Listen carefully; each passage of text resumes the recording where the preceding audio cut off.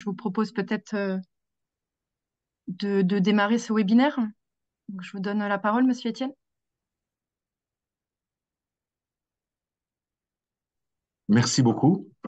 Je vous salue tous et toutes. J'espère que vous êtes nombreux à assister en tant que chef de projet à ce webinaire et autres, naturellement, directeurs territoriaux ou délégués territoriaux adjoints, délégués territoriaux, directeurs dans vos différentes structures. Il me paraissait important d'introduire en quelques mots ce webinaire sur les fonds européens parce que vous le savez, d'une façon générale, lorsque la France verse 1 euro à l'Union européenne, elle se voit reverser à travers les fonds européens environ 60 centimes. Ça peut bouger légèrement, mais c'est à peu près la jauge que nous avons. Et nous nous devons d'éviter la règle de ce qu'on appelle du dégagement d'office, c'est-à-dire que l'Union européenne fasse en sorte que la France n'obtienne pas véritablement 100% de la consommation des crédits, auquel cas il remonterait à l'Europe et il serait redistribué à d'autres pays, ce qui est toujours très dommage. Vous êtes en charge les uns et les autres de l'animation des différents programmes qui sont portés par l'agence. Moi, je m'occupe de territoire et ruralité, donc je salue toutes les équipes qui s'occupent de Villages d'avenir, de France Ruralité, des petites villes de demain, de France Service, de territoire d'industrie, de montagne, etc. Je ne vais pas vous citer tous. Et naturellement, toute l'équipe de la NCT qui s'occupe de la politique de cohésion européenne qui a monté ce webinaire. Alors, lorsqu'on s'était déjà vu à l'occasion d'autres webinaires ou d'autres séminaires en présentiel, je vous avais dit la première mission des chefs de projet, c'est finalement d'être au contact, d'aller vers les élus pour les accompagner du mieux possible sur leurs projets, essayant de les orienter vers la transition écologique autant que faire se pouvait, enfin en tout cas qu'ils soient compatibles avec les objectifs nationaux. Et pour cela, bien d'abord, il faut rencontrer les élus, faire le tour des projets, il faut travailler avec eux sur ces projets, et puis rapidement se pose la question, on va dire, du dur. Ce qui ne veut pas dire qu'avant nous étions dans le soft pour autant, mais enfin en tout cas, très rapidement se posent des questions de réalisation, d'infrastructures et de financement. Et il m'a paru utile, vous qui êtes les experts de l'action publique locale, d'avoir tous les leviers à votre disposition. On dit toujours, ça et là, ah mais c'est compliqué parce que les budgets ne sont pas extensibles, etc. Mais peu de personnes connaissent toutes les manettes que l'on peut activer sur le terrain. Et une de ces manettes très importantes, ce sont les fonds européens à travers les différents fonds. Je ne vais pas les énumérer tous, mais vous les connaissez au moins de nom. Le FEDER, le FSE, le FEADER, LEADER, le Fonds européen de la pêche, etc. Tout cela pour dire que finalement, ce n'est pas une matière complexe. Cette formation sera là pour aider. Bien évidemment, aujourd'hui, ce sont les régions qui sont l'autorité de gestion des fonds européens, mais lorsque des projets émanent du territoire, il est très courant de voir tous les partenaires se pencher autour des projets locaux, que ce soit les intercommunalités, les départements, les régions, l'État, etc. Et puis l'utilisation de ces fonds européens. Donc il s'agit naturellement à travers ce webinaire, désacraliser ce recours aux fonds européens. Il y a de la technicité.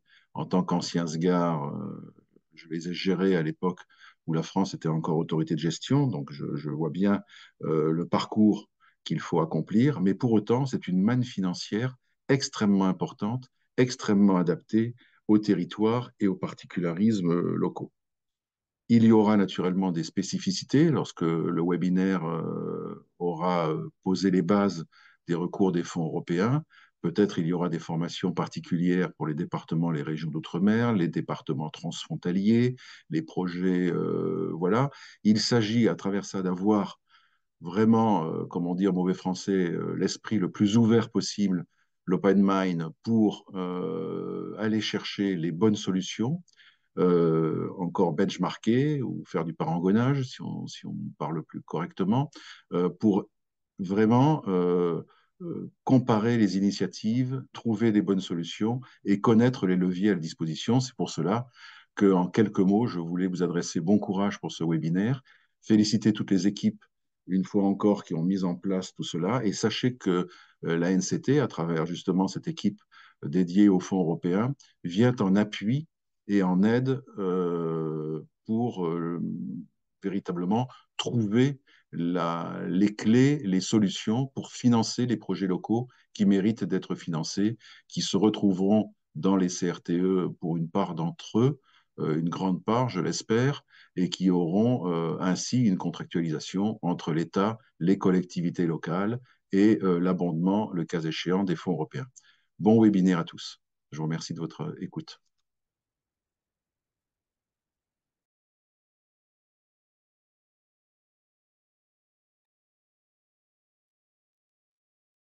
Peut-être j'enchaîne directement, Christina. Bon, bonjour à tous et à toutes. Je me présente, je suis Samuel Brossard. Je suis le responsable du pôle politique de cohésion au sein de l'ANCT. Et donc, en quelques mots, peut-être pour compléter les propos de Monsieur Étienne, juste vous donner un peu la carte d'identité de ce pôle au sein de l'agence. C'est au sein de ce pôle qu'on assume ce qu'on appelle l'autorité de coordination des fonds européens en France, puisque c'est donc la NCT qui assume cette mission, coordination de la politique de cohésion FEDER, FSE. On est particulièrement autorité de coordination FEDER, mais également interfonds avec le FSE. Et ça veut dire qu'on fait le lien entre les différents ministères et les différentes autorités ministérielles, le secrétariat général aux affaires européennes notamment, pour bien sûr la bonne mise en œuvre des fonds européens relevant de la cohésion en France. Et donc, on coordonne la stratégie à la fois donc, de l'État et des autorités de gestion, qui sont devenues depuis une petite dizaine d'années en grande majorité les régions, mais il y a encore bien sûr des autorités de l'État qui sont autorités de gestion. Le deuxième objectif, c'est de sécuriser l'exécution de ces fonds. Et donc, vous verrez dans le cadre de la formation que vous allez avoir de ce webinaire, et vous avez déjà très certainement mesuré tout le raffinement de cette politique et donc parfois la complexité. Et donc, on est là aussi, nous, pour appuyer les autorités de gestion et l'ensemble des acteurs pour la sécurisation de l'exécution de ces fonds.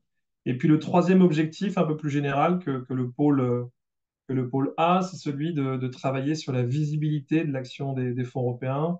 C'est toujours très important, surtout à l'approche d'élections européennes comme dans quelques semaines, de mettre en lumière l'ensemble des projets qui sont financés ou qui font l'objet d'un cofinancement de la part de ces fonds-là. Donc, on est bien sûr en appui là aussi des autorités de gestion, mais on mène une action propre de valorisation de projets et de communication. Donc voilà, on a vraiment une position transversale au sein de l'État. On essaie vraiment de faire le lien entre l'ensemble des autorités. On travaille avec la délégation générale aux Outre-mer, la DGFP, bien sûr, et l'ensemble des ministères pour faire en sorte que sur l'ensemble du territoire français, il y ait une bonne coordination dans la mise en œuvre de ces programmes européens. Donc voilà ce que je pouvais vous dire prendre quelques minutes pour vous dire quelques mots. Et je vous laisse entre les mains expertes de Christina, de Sandra et de Valérie.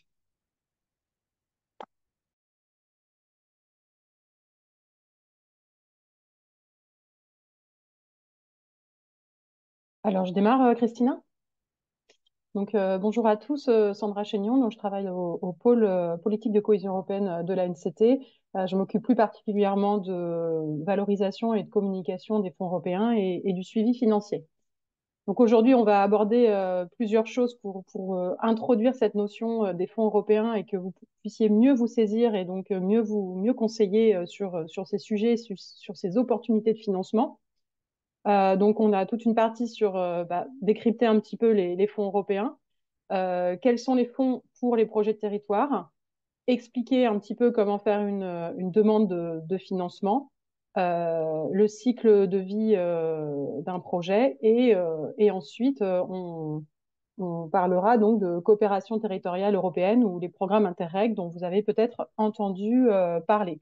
On est plusieurs à vous expliquer tout cela et nous avons aussi deux invités externes, deux intervenants externes à l'ANCT que je vous présente d'ores et déjà. Donc, William Biagou qui travaille à la région Auvergne-Rhône-Alpes qui pourra témoigner notamment sur le cycle de vie d'un projet, et Laetitia Gillot de Limoges, qui expliquera très concrètement un projet européen et pour lequel ils ont donc eu un financement.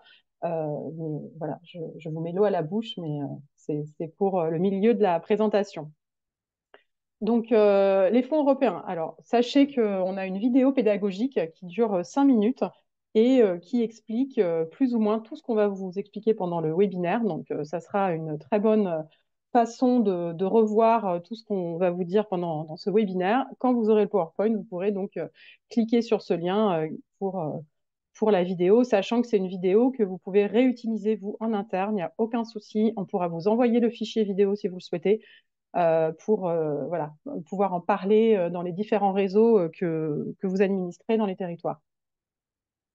Alors, quand on parle de politique de cohésion, on est sur une politique qui est vraiment à l'échelle de l'Union européenne et qui est une politique qui s'intéresse aux régions. Donc ici, on vous a mis 2 cartes. L'idée, c'est pas du tout de vous expliquer tous les détails de la carte, mais en fait, c'est pour vous montrer que c'est pour vous montrer les disparités entre les régions de l'Union européenne. Donc, on a une carte sur le PIB et une carte sur le taux d'emploi. Et même si ça peut paraître une évidence, ce sont des taux qui sont très différents dans chaque région de l'Union européenne. Et l'objectif de cette politique de cohésion, c'est de réduire les inégalités de richesse entre les régions de l'Union européenne. Donc ça, c'est vraiment le mot d'ordre de cette politique. Euh, et effectivement, c'est une politique donc, qui existe depuis de nombreuses années, mais qui évidemment s'adapte à son époque, en incluant évidemment les enjeux de climat, de transition démographique, etc., etc. Sachant que c'est aussi une politique qui a su s'adapter pendant le Covid et sans rentrer dans les détails, qui a permis de financer des choses pour répondre à cette crise.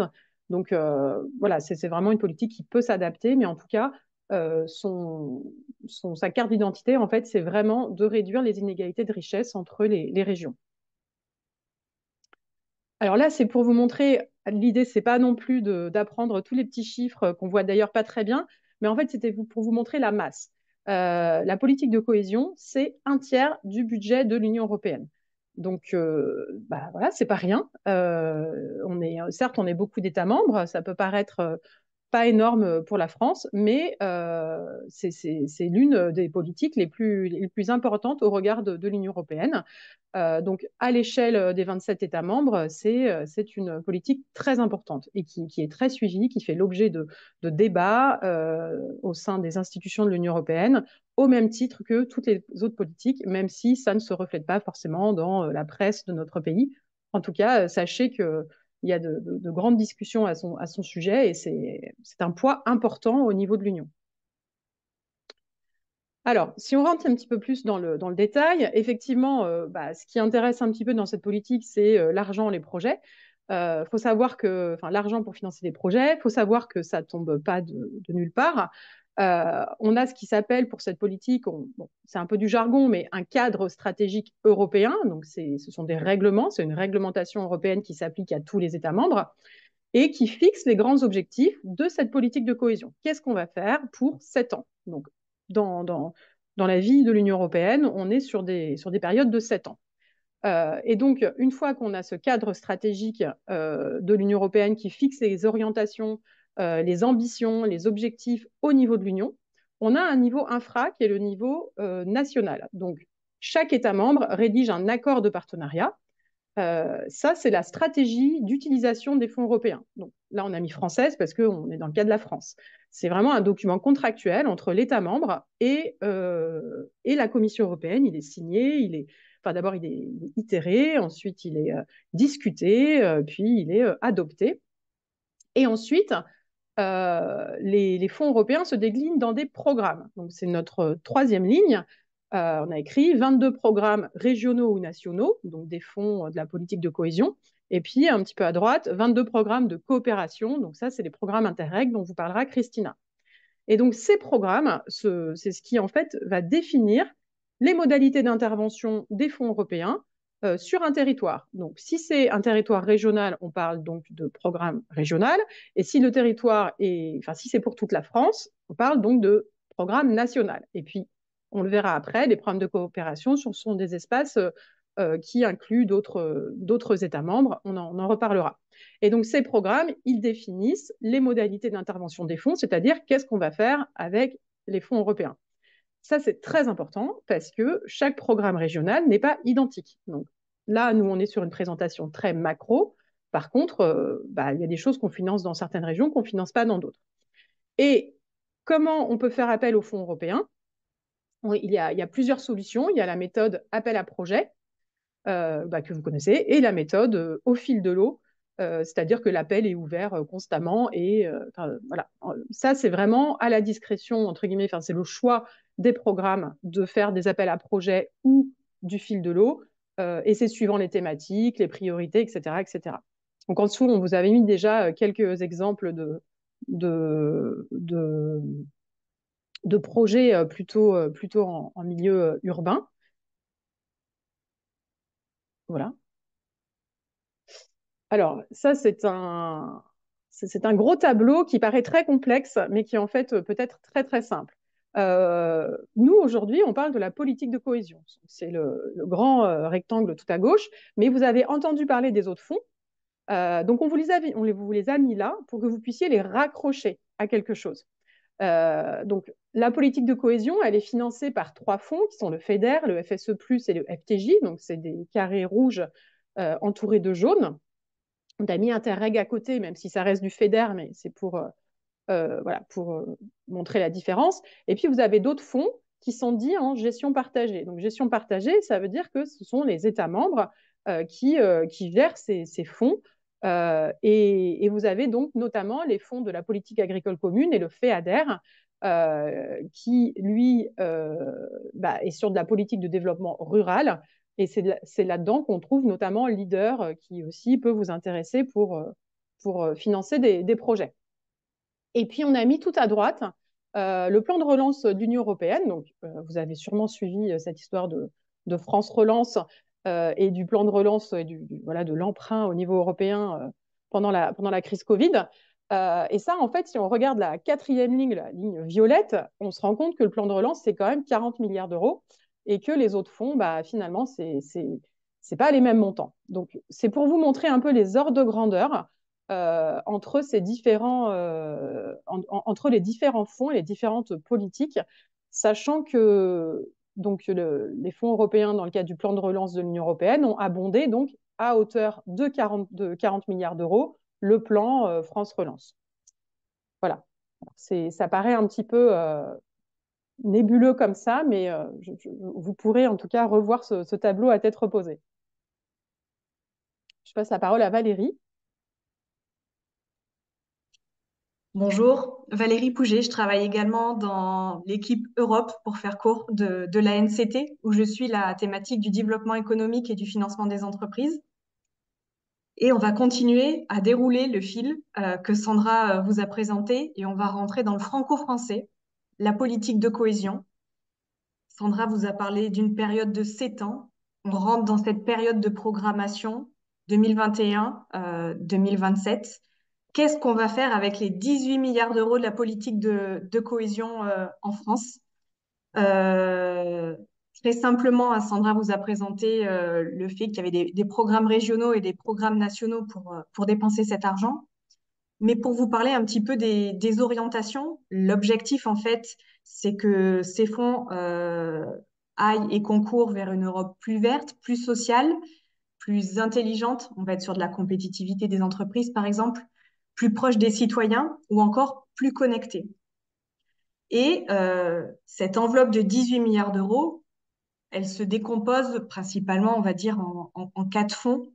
Il y a 9 milliards d'euros qui vont aller vers tout ce qui est FEDER, géré par les régions françaises sur vos territoires. Ce sont elles donc, qui font les appels à projets ou qui reçoivent au fil de l'eau les projets que vous pouvez leur soumettre, qu'elles instruisent et après, donc, il peut y avoir financement.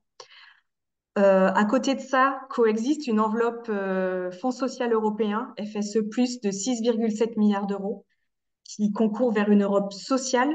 L'objectif, ça va être plutôt de financer tout ce qui va être insertion, cohésion, etc.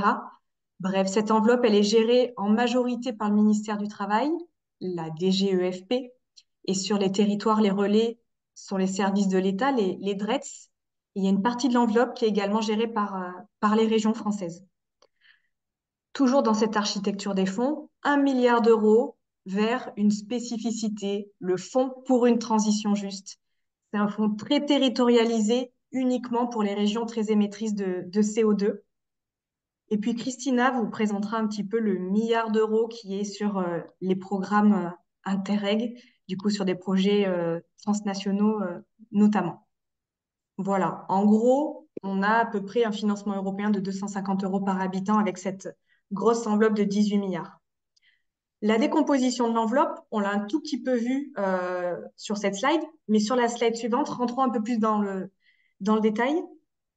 En violet, à l'écran, vous avez tout ce qui est Europe plus sociale. Donc, à la fois géré par le ministère du Travail et par les régions, où on va être sur des mesures d'inclusion, d'insertion, d'éducation et de formation. C'est le plus gros de l'enveloppe. À côté de ça, on a une enveloppe de 3,5 milliards d'euros pour une Europe plus intelligente. On va financer tout ce qui est recherche, développement, innovation, tout ce qui est numérique, tout ce qui est compétitivité des entreprises et des actions de formation pour les chefs d'entreprise. Ça, c'est géré par les régions. La partie verte, à l'écran, une Europe plus verte, 3,4 milliards d'euros. Toutes les actions de transition verte, transition énergétique, adaptation contre le changement climatique, la biodiversité, la mobilité urbaine, toujours 100% géré par les régions françaises. Quand je dis les régions, je pense aussi aux collègues des Outre-mer. J'englobe les DOM dedans. Vous me pardonnerez ce raccourci de langage. 1 milliard d'euros vers une Europe plus proche des citoyens. Donc, c'est des enveloppes qui sont dédiées plutôt sur des niveaux départementaux ou infradépartementaux, où on va chercher à faire des projets locaux. On va vraiment s'attarder dessus parce que je crois que c'est ce qui peut intéresser pas mal de participants aujourd'hui.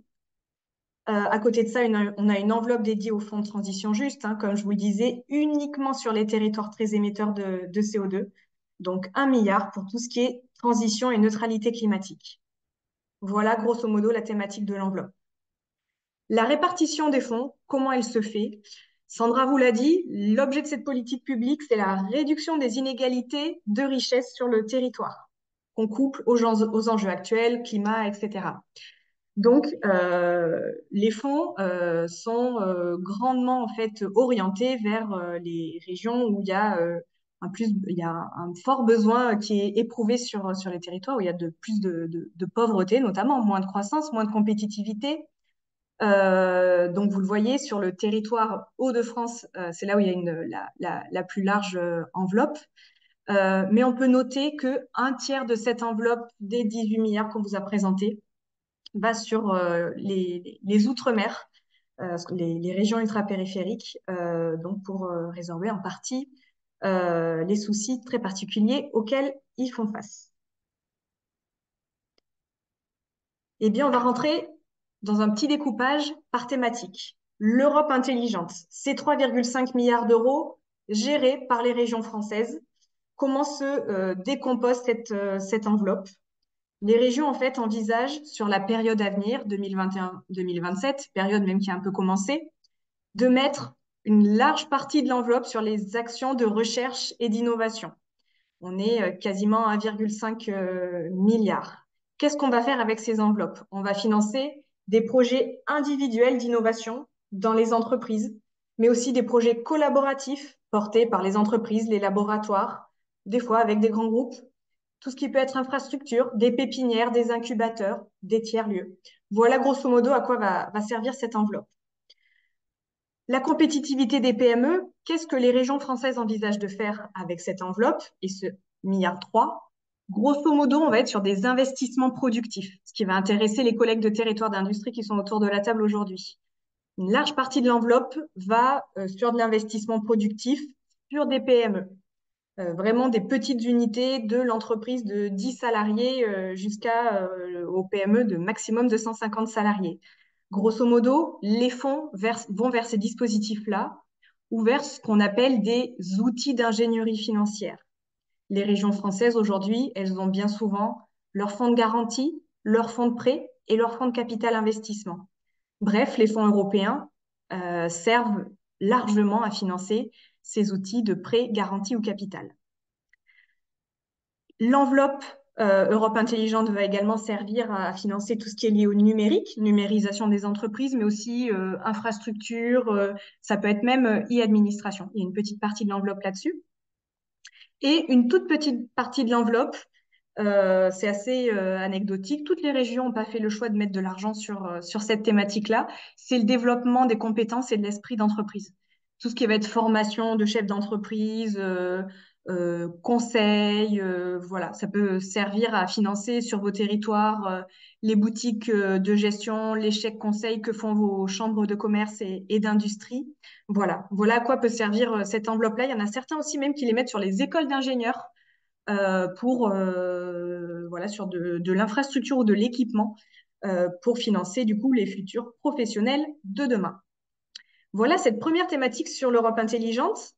On vous a pris quelques exemples sur les années passées de ce qui a été fait avec ces enveloppes-là. Sur des aspects de recherche et développement, on a identifié un projet à Aurillac de financement d'un tiers-lieu autour de l'alimentation et de l'agriculture. Un projet qui avoisine les 400 000 euros où 300 000 euros de FEDER ont été mobilisés pour l'association Terrien d'abord. Plutôt sur des aspects de numérisation, on vous a mis un exemple d'une entreprise à Saint-Denis, à La Réunion, qui a bénéficié de fonds FEDER à hauteur de 19 000 euros. Donc, on est sur des montants plus faibles ici. C'était pour vous montrer que ça peut être accessible à divers publics, ces fonds européens, sur un coût total qui était quasiment à 50 000 euros. Bref, le financement public et surtout ce financement européen ont servi l'achat de logiciels pour tout ce qui est gestion administrative, financière et relations clients de cette grosse entreprise réunionnaise qui est spécialisée dans tout ce qui est moquette, tapis, carrelage, etc. sur de la réno. Toujours sur ces aspects de développement économique, on voulait vous parler en fait de projets qui vont peut-être plus parler aux collègues qui sont sur Petite Ville de demain ou Action Cœur de Ville. C'est le réseau Initiative France. Les fonds européens financent largement les fonds de prêt de ces associations qui sont vraiment présentes au niveau EPCI, au niveau communauté de communes, d'agglo, etc. Bref, sur ces dernières années, sur la période de programmation 14-20, c'est quasiment 19 millions d'euros de FEDER, de fonds européens, qui ont été mobilisés vers ces dispositifs. Et là, on vous a mis les exemples de Centre-Val de Loire pour le Loir-et-Cher, le Cher et la Loire. Mais c'est pas à l'écran, et on vous le dit juste comme ça, le FEDER peut aussi soutenir des projets individuels d'entreprises liés à des investissements productifs. Par exemple, on a identifié un projet à Gimel-les-Cascades en Corrèze où les fonds européens ont permis l'achat de matériel pour le paillon dans la fromagerie, donc les petites pailles là qui entourent les bûchettes. Voilà, c'est un savoir-faire hyper particulier. Bref, 34 000 euros de FEDER sur un coût total de 100 000 euros pour ce savoir-faire assez particulier sur le territoire corrézien. Et pour vous parler plus gros projet, on en a identifié un au sud-est d'Auxerre, à L'Isle-sur-Serein, dans l'Yonne, un projet étiqueté French Fab, Industrie du futur, où les fonds européens, à hauteur de 200 000 euros, ont permis le financement d'un projet de 700 000 euros, notamment sur de l'achat de fraiseuses à commande numérique et aussi sur du bâtiment. Voilà un petit peu ce qu'on voulait vous partager sur cet aspect, tout ce qui est compétitivité des entreprises.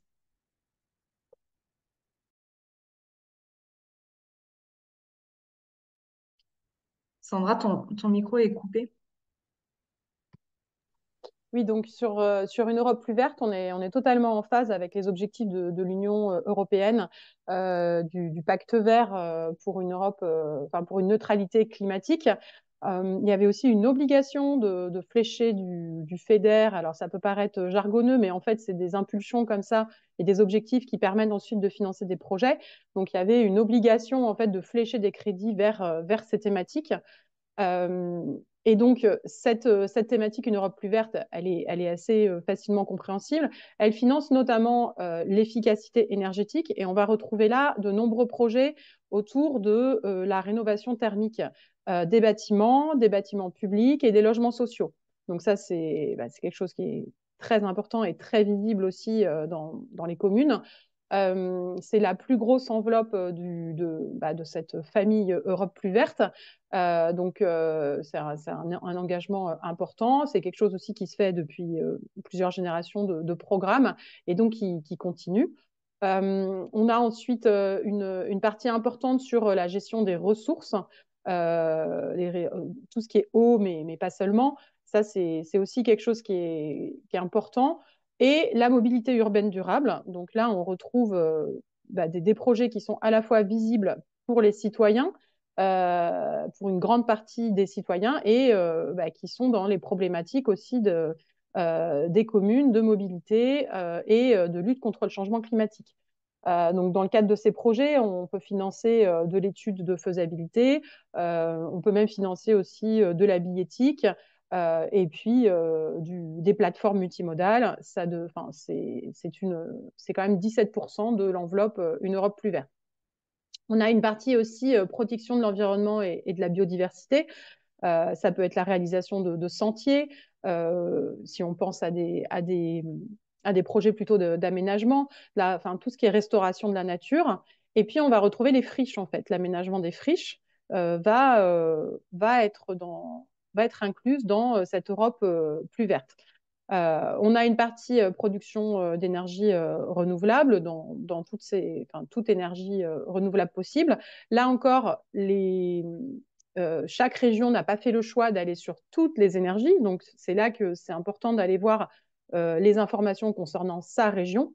Et prévention des risques naturels et climatiques, on va être sur les inondations, sur des risques en montagne, vraiment tout ce qui est lié à la gestion des risques. Donc là, on voit quand même qu'il y a une forme un peu d'homogénéité entre les interventions, même si l'efficacité énergétique et la rénovation thermique, etc., est peut-être plus importante, mais voilà, on voit que quand même toutes ces composantes vraiment font partie des priorités d'une Europe plus verte, qui est une obligation en fait pour tous les programmes FEDER. Parce que là, on est bien sûr du FEDER. Par rapport aux exemples de projets qu'on pouvait vous donner, on a donc de la rénovation, voilà, de la réhabilitation de logements, donc le premier exemple en Auvergne-Rhône-Alpes. On a ensuite un autre exemple. Alors tous les liens sont cliquables en fait. Vous pourrez aller voilà, cliquer dans ce cadre-là. Une partie sur un projet sur réduire l'impact des crues. Je pense que ça, c'est quand même des choses qui sont un peu prépondérantes en ce moment. Donc, effectivement, les fonds européens peuvent y répondre. Et puis, un autre projet un petit peu différent, mais qui est sur de la mobilité, c'est une passerelle cyclable. Ça, c'est le genre d'investissement qui peut être financé. Donc, on est à la fois sur la mobilité urbaine durable et la mobilité non urbaine, qui est éventuellement via d'autres objectifs dont on parlera, mais ça rentre dans cet objectif de transport et de mobilité durable. L'Europe plus connectée. Alors, l'Europe plus connectée, elle porte pas forcément bien son nom, parce que alors c'est pas la connexion par les réseaux Internet, etc. Ça, c'est plutôt dans l'Europe intelligente. Alors, on est un peu dans le jargon, mais c'est l'Europe connectée au niveau des transports fluviaux, des transports multimodaux, sachant que ça ne concerne que les DOM. Voilà, c'est aussi des enjeux et des directives de l'Union européenne. Donc, l'objectif, c'est vraiment de mieux connecter les territoires d'outre-mer. C'est une enveloppe assez faible de 250 millions d'euros. Oui, d'ailleurs, non, oui, c'est ça, 250 millions d'euros. Et voilà, ça concerne que les DOM. Et on voit, en fait, rapidement dans la carte que voilà, le transport aérien, tout le monde l'a pris, mais le transport maritime et fluvial, certains DOM l'ont pas pris. Ensuite, on a ce qu'on appelle le 4e objectif spécifique, qui est une Europe plus sociale. Donc là, on est sur principalement du FSE, parce que toute l'enveloppe FSE+, est dans cet objectif-là, et du FEDER. Donc on a des thématiques prioritaires pour l'Union européenne qui sont les jeunes, l'inclusion et l'aide alimentaire. Alors, pour ceux qui connaissent le Fonds européen d'aide aux plus démunis, c'est-à-dire le financement des banques alimentaires, Restos du Cœur, etc., financés par les fonds européens. Donc le FEAD n'existe plus, FEAD, FEAD, et il a été inclus dans le FSE+. Donc ça devient maintenant une compétence de ce fonds. Donc ça, ce fonds, en fait, il est partagé en termes de gestion entre l'État et les régions, comme le disait tout à l'heure Valérie, et il intervient vraiment sur les thématiques emploi, inclusion, formation, insertion professionnelle, insertion des jeunes, emploi sur le marché du travail, etc. Lutte contre la pauvreté. Et il y a une partie assez mini, mais aussi sur la valorisation du patrimoine naturel, culturel et touristique. Mais on verra que cette partie-là est plus dans le cinquième objectif. Parmi les projets qui peuvent être financés, alors je vous ai mis l'exemple derrière d'un projet à Mayotte, alors qui est effectivement assez spécifique, mais voilà, il finance la communauté de petites terres à Mayotte, a mis en place des médiateurs qui accompagnent les jeunes en difficulté, donc financés par le FSE. Il y a une vidéo que je vous ai mis aussi si jamais vous voulez regarder la vidéo du projet. Mais ensuite, on va être aussi sur de la formation des salariés, de la formation des demandeurs d'emploi, la formation dans le cadre des mutations structurelles du monde économique, sur l'orientation des apprentis. Et puis, on va être aussi sur tout ce qui est parcours d'insertion. Parcours d'insertion, accompagnement socioprofessionnel, les chantiers d'insertion et l'accompagnement social des bénéficiaires du RSA. Donc, c'est aussi un objectif où les communes, communautés de communes, en tout cas les collectivités sont éligibles dans tous les domaines dont je vous ai parlé.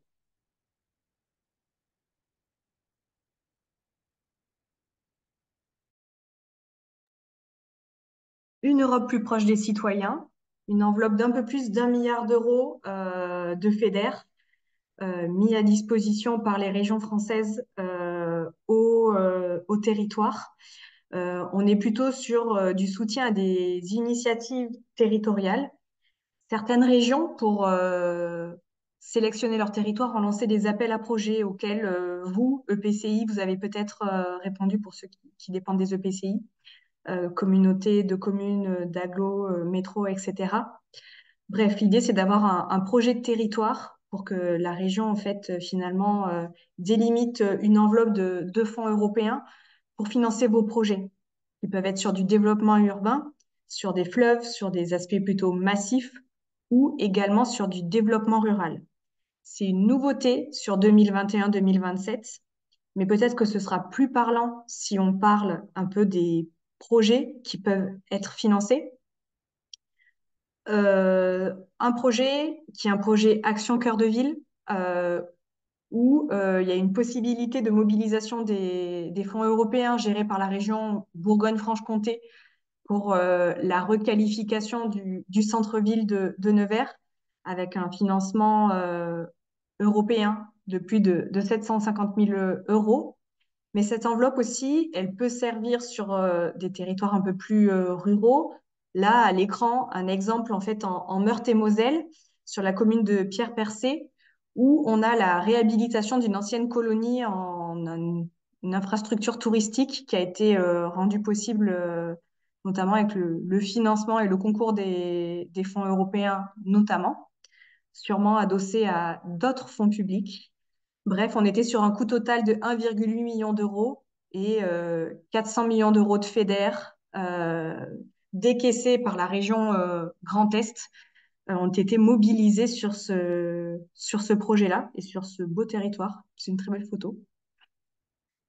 Quelques autres exemples de soutien, plutôt sur des aspects un peu urbains, par exemple aussi de quartier prioritaire de la ville.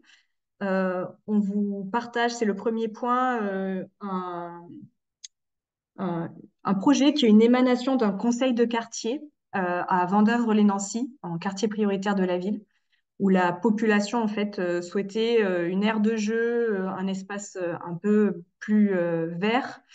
Bref, le projet a été porté par la commune sur impulsion, on va dire, des citoyens et a permis à la réalisation d'une aire de jeu, parc paysager et des jardins partagés sur le territoire avec une mobilisation de fonds européens pardon, d'à peu près 185 000 euros.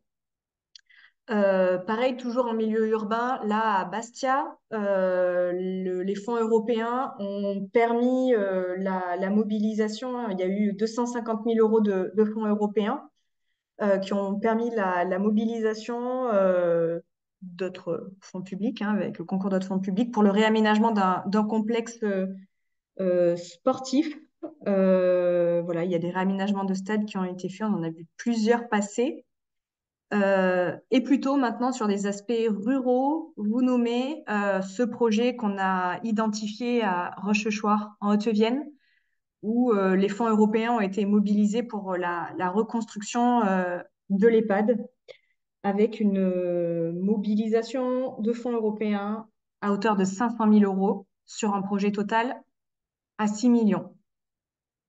Donc voilà, il y a divers taux d'intervention, hein. On voit que des fois, on a des taux d'intervention super élevés et d'autres, les fonds européens font le levier et finissent le tour de table aux côtés de l'État, aux côtés des communes ou des crédits régionaux, voire des départements. Peut-être que maintenant, on va vous dire quelques mots sur ce fonds pour une transition juste, une enveloppe d'1 milliard d'euros, hyper concentrée sur certains territoires. Désolé, ça ne va pas intéresser les 273 personnes autour de la table, mais seulement qui sont les personnes qui sont sur ce territoire du Nord-Pas-de-Calais, ces petits confettis en Grand Est et en Rhône-Isère, l'axe Seine en Normandie, la vallée de la Brelle, le pacte de Cordemais autour de Saint-Nazaire et le département des Bouches-du-Rhône. Ces territoires bénéficient, enfin ces territoires qui sont hyper impactés par la transition verte, parce qu'il y a des activités économiques qui vont se terminer. Il faut penser le reformatage des secteurs hyper émetteurs de CO2, le verre, la sidérurgie, la métallurgie. Et puis, l'idée, c'est de faire émerger des filières, la construction durable, le vélo. Bref, cette enveloppe, elle doit permettre d'aider ces territoires très impactés par la transition verte pour faire changer les modes de production, faire émerger de nouvelles filières, mais surtout accompagner les salariés et les personnes vers de nouvelles formations. C'est fini la pétrochimie, on vous amène vers de la chimie verte, que sais-je, etc. Voilà un peu l'objectif de cette enveloppe d'1 milliard d'euros. On va passer à la page suivante. Donc, comme je vous le disais, hein, on reprend ici les objectifs, hein. Ce fonds doit permettre de transformer les filières très émettrices de CO2 et faire émerger de nouvelles filières. Donc, on est sur de la diversification économique et de la reconversion des personnes. Attention, cette enveloppe n'est pas un fonds de décarbonation de l'industrie. On cherche à repenser les modèles, repenser les boucles de production. On est beaucoup sur de l'économie circulaire, mais aussi de la pépinière, de l'incubateur. Mais sur la slide suivante, c'est peut-être un peu mieux expliquer le spectre d'intervention de ce dispositif. Cette enveloppe d'1 milliard d'euros, elle est gérée à 70% par les régions concernées. Les régions concernées vont mettre en œuvre les mesures en couleur. C'est-à-dire qu'elles vont, avec cette enveloppe, faire de la création d'entreprises, soutenir des actions de recherche, de développement, des pépinières, des incubateurs, des projets d'innovation individuels, collaboratifs, des investissements productifs dans les PME, voire dans certains cas dans de grandes entreprises, mais ça restera de l'exception. Et puis, le gros de l'enveloppe, c'est ces mesures vertes. Les régions, elles veulent beaucoup financer l'économie circulaire, la récupération de déchets, repenser ces modèles économiques, les chaînes de valeur, ce sur quoi phosphorent aujourd'hui les grandes filières, hein, elles commencent un petit peu étayer comment elles vont faire pour consommer moins d'énergie et avoir moins de déchets. Cette enveloppe, elle doit faciliter tout ça, le soutien à ces projets-là, leur émergence et leur réalisation. Voilà, l'enveloppe pourra aussi financer tout ce qui est friche. Et bref, juste les mesures qui sont en gris, c'est les mesures qui sont gérées en local par vos collègues des DRETS. L'enveloppe de 300 millions d'euros sur ces territoires-là doit servir à financer de la recherche, de l'aide à la recherche d'emploi, de l'inclusion active, mais surtout du perfectionnement et de la reconversion, comme je vous l'illustrais tout à l'heure. Donc voilà, argent géré par les régions pour les mesures économiques et par les DRETS pour les mesures emploi et compétences. Donc ce sont vos interlocuteurs, soit par le biais d'appels à projets, où vous pouvez les solliciter en direct pour tout ce qui est fil de l'eau, demande au fil de l'eau. Voilà pour le fond, pour une transition juste. Alors, même si on vous en a déjà parlé, mais ça donc éveillera des choses que vous savez déjà maintenant.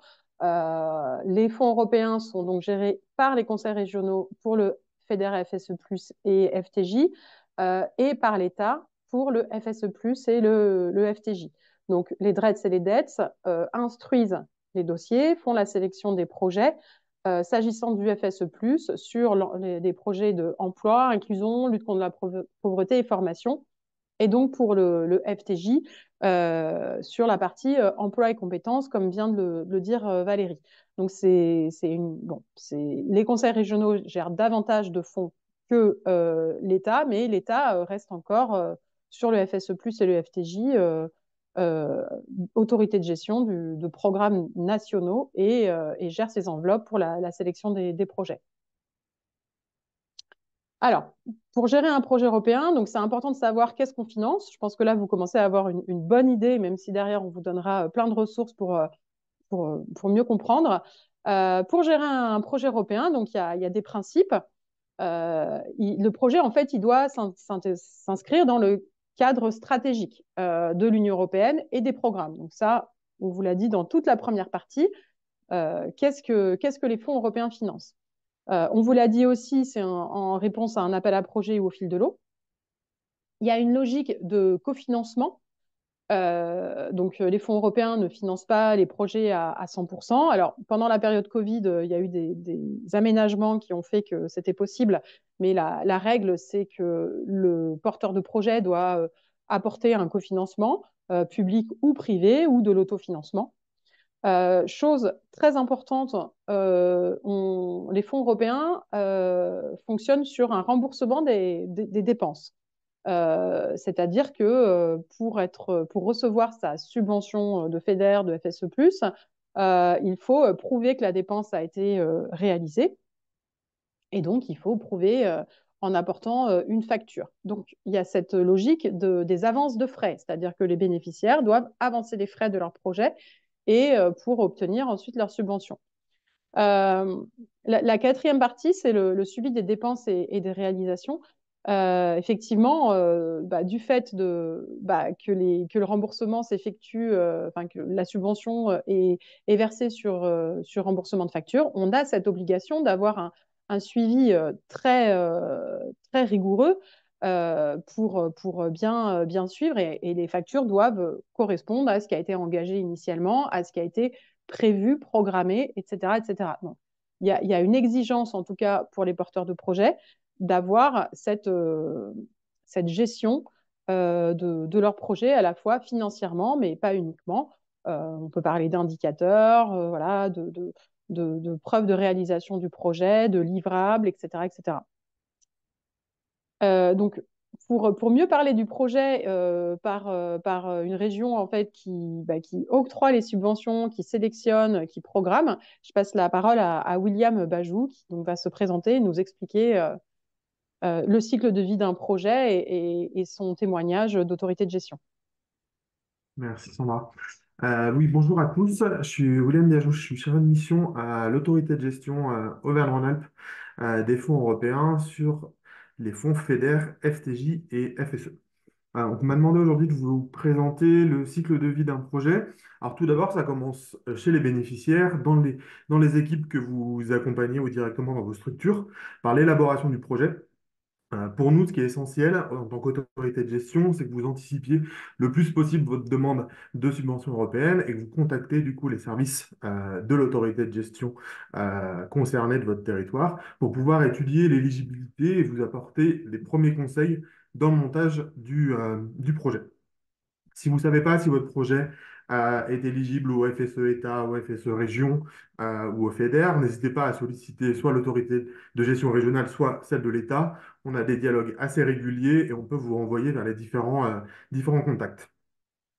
En anticipant votre aide, on pourra vous renseigner sur tous les critères d'éligibilité, savoir si c'est une opération qui répond à un dépôt au fil de l'eau ou via un appel à projet et du coup qui allait avec vous une temporalité. Une fois qu'on vous a apporté tous ces conseils et qu'on a vérifié avec vous en amont si vous rentrez bien dans le spectre des fonds européens, vous pouvez déposer votre demande sur une plateforme en ligne. Donc en Auvergne-Rhône-Alpes, on utilise une plateforme qui s'appelle e-Synergie. Donc c'est un dépôt de demande d'aide. C'est assez classique comme formulaire de demande. Et vous validez cette dépose qui arrive du coup du côté des services instructeurs au sein de l'autorité de gestion pour la partie 2 qui s'appelle instruction. C'est à ce moment-là qu'on va regarder un certain nombre d'éléments clés de notre côté. Donc, c'est les éléments qui sont sur la droite de la slide. Il y a notamment toutes les dépenses éligibles. Donc, certaines sont exclues des fonds européens. Donc, on va retravailler avec vous le plan de financement. Et certaines sont mises en œuvre par des options de coûts simplifiés, donc des outils, des forfaits, des coûts unitaires qui permettent du coup de faciliter la gestion des opérations, que ce soit pour vous ou pour après l'autorité de gestion au moment du paiement.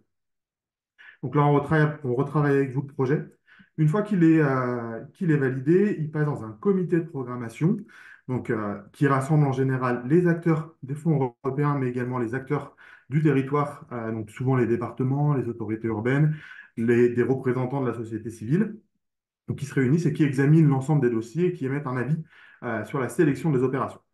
Une fois ce passage en comité de programmation, l'autorité de gestion émet un avis, donc une décision, soit positive, soit négative vis-à-vis de votre projet.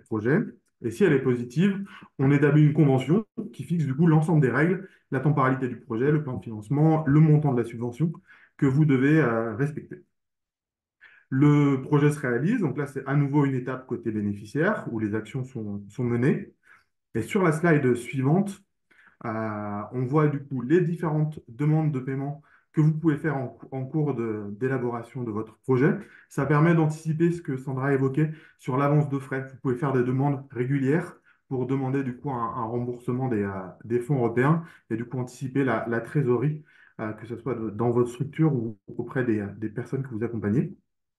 Au moment où vous nous envoyez une demande de paiement, du coup, là, on retombe du côté de l'autorité de gestion sur l'étape 8. Nous, on contrôle l'ensemble des éléments que vous nous fournissez. Donc, quand vous nous fournissez des factures, on regarde les différents marchés publics que vous avez conduits. S'il y a du frais de personnel, on vérifie également la réalité de l'opération, le contrôle de certains éléments financiers.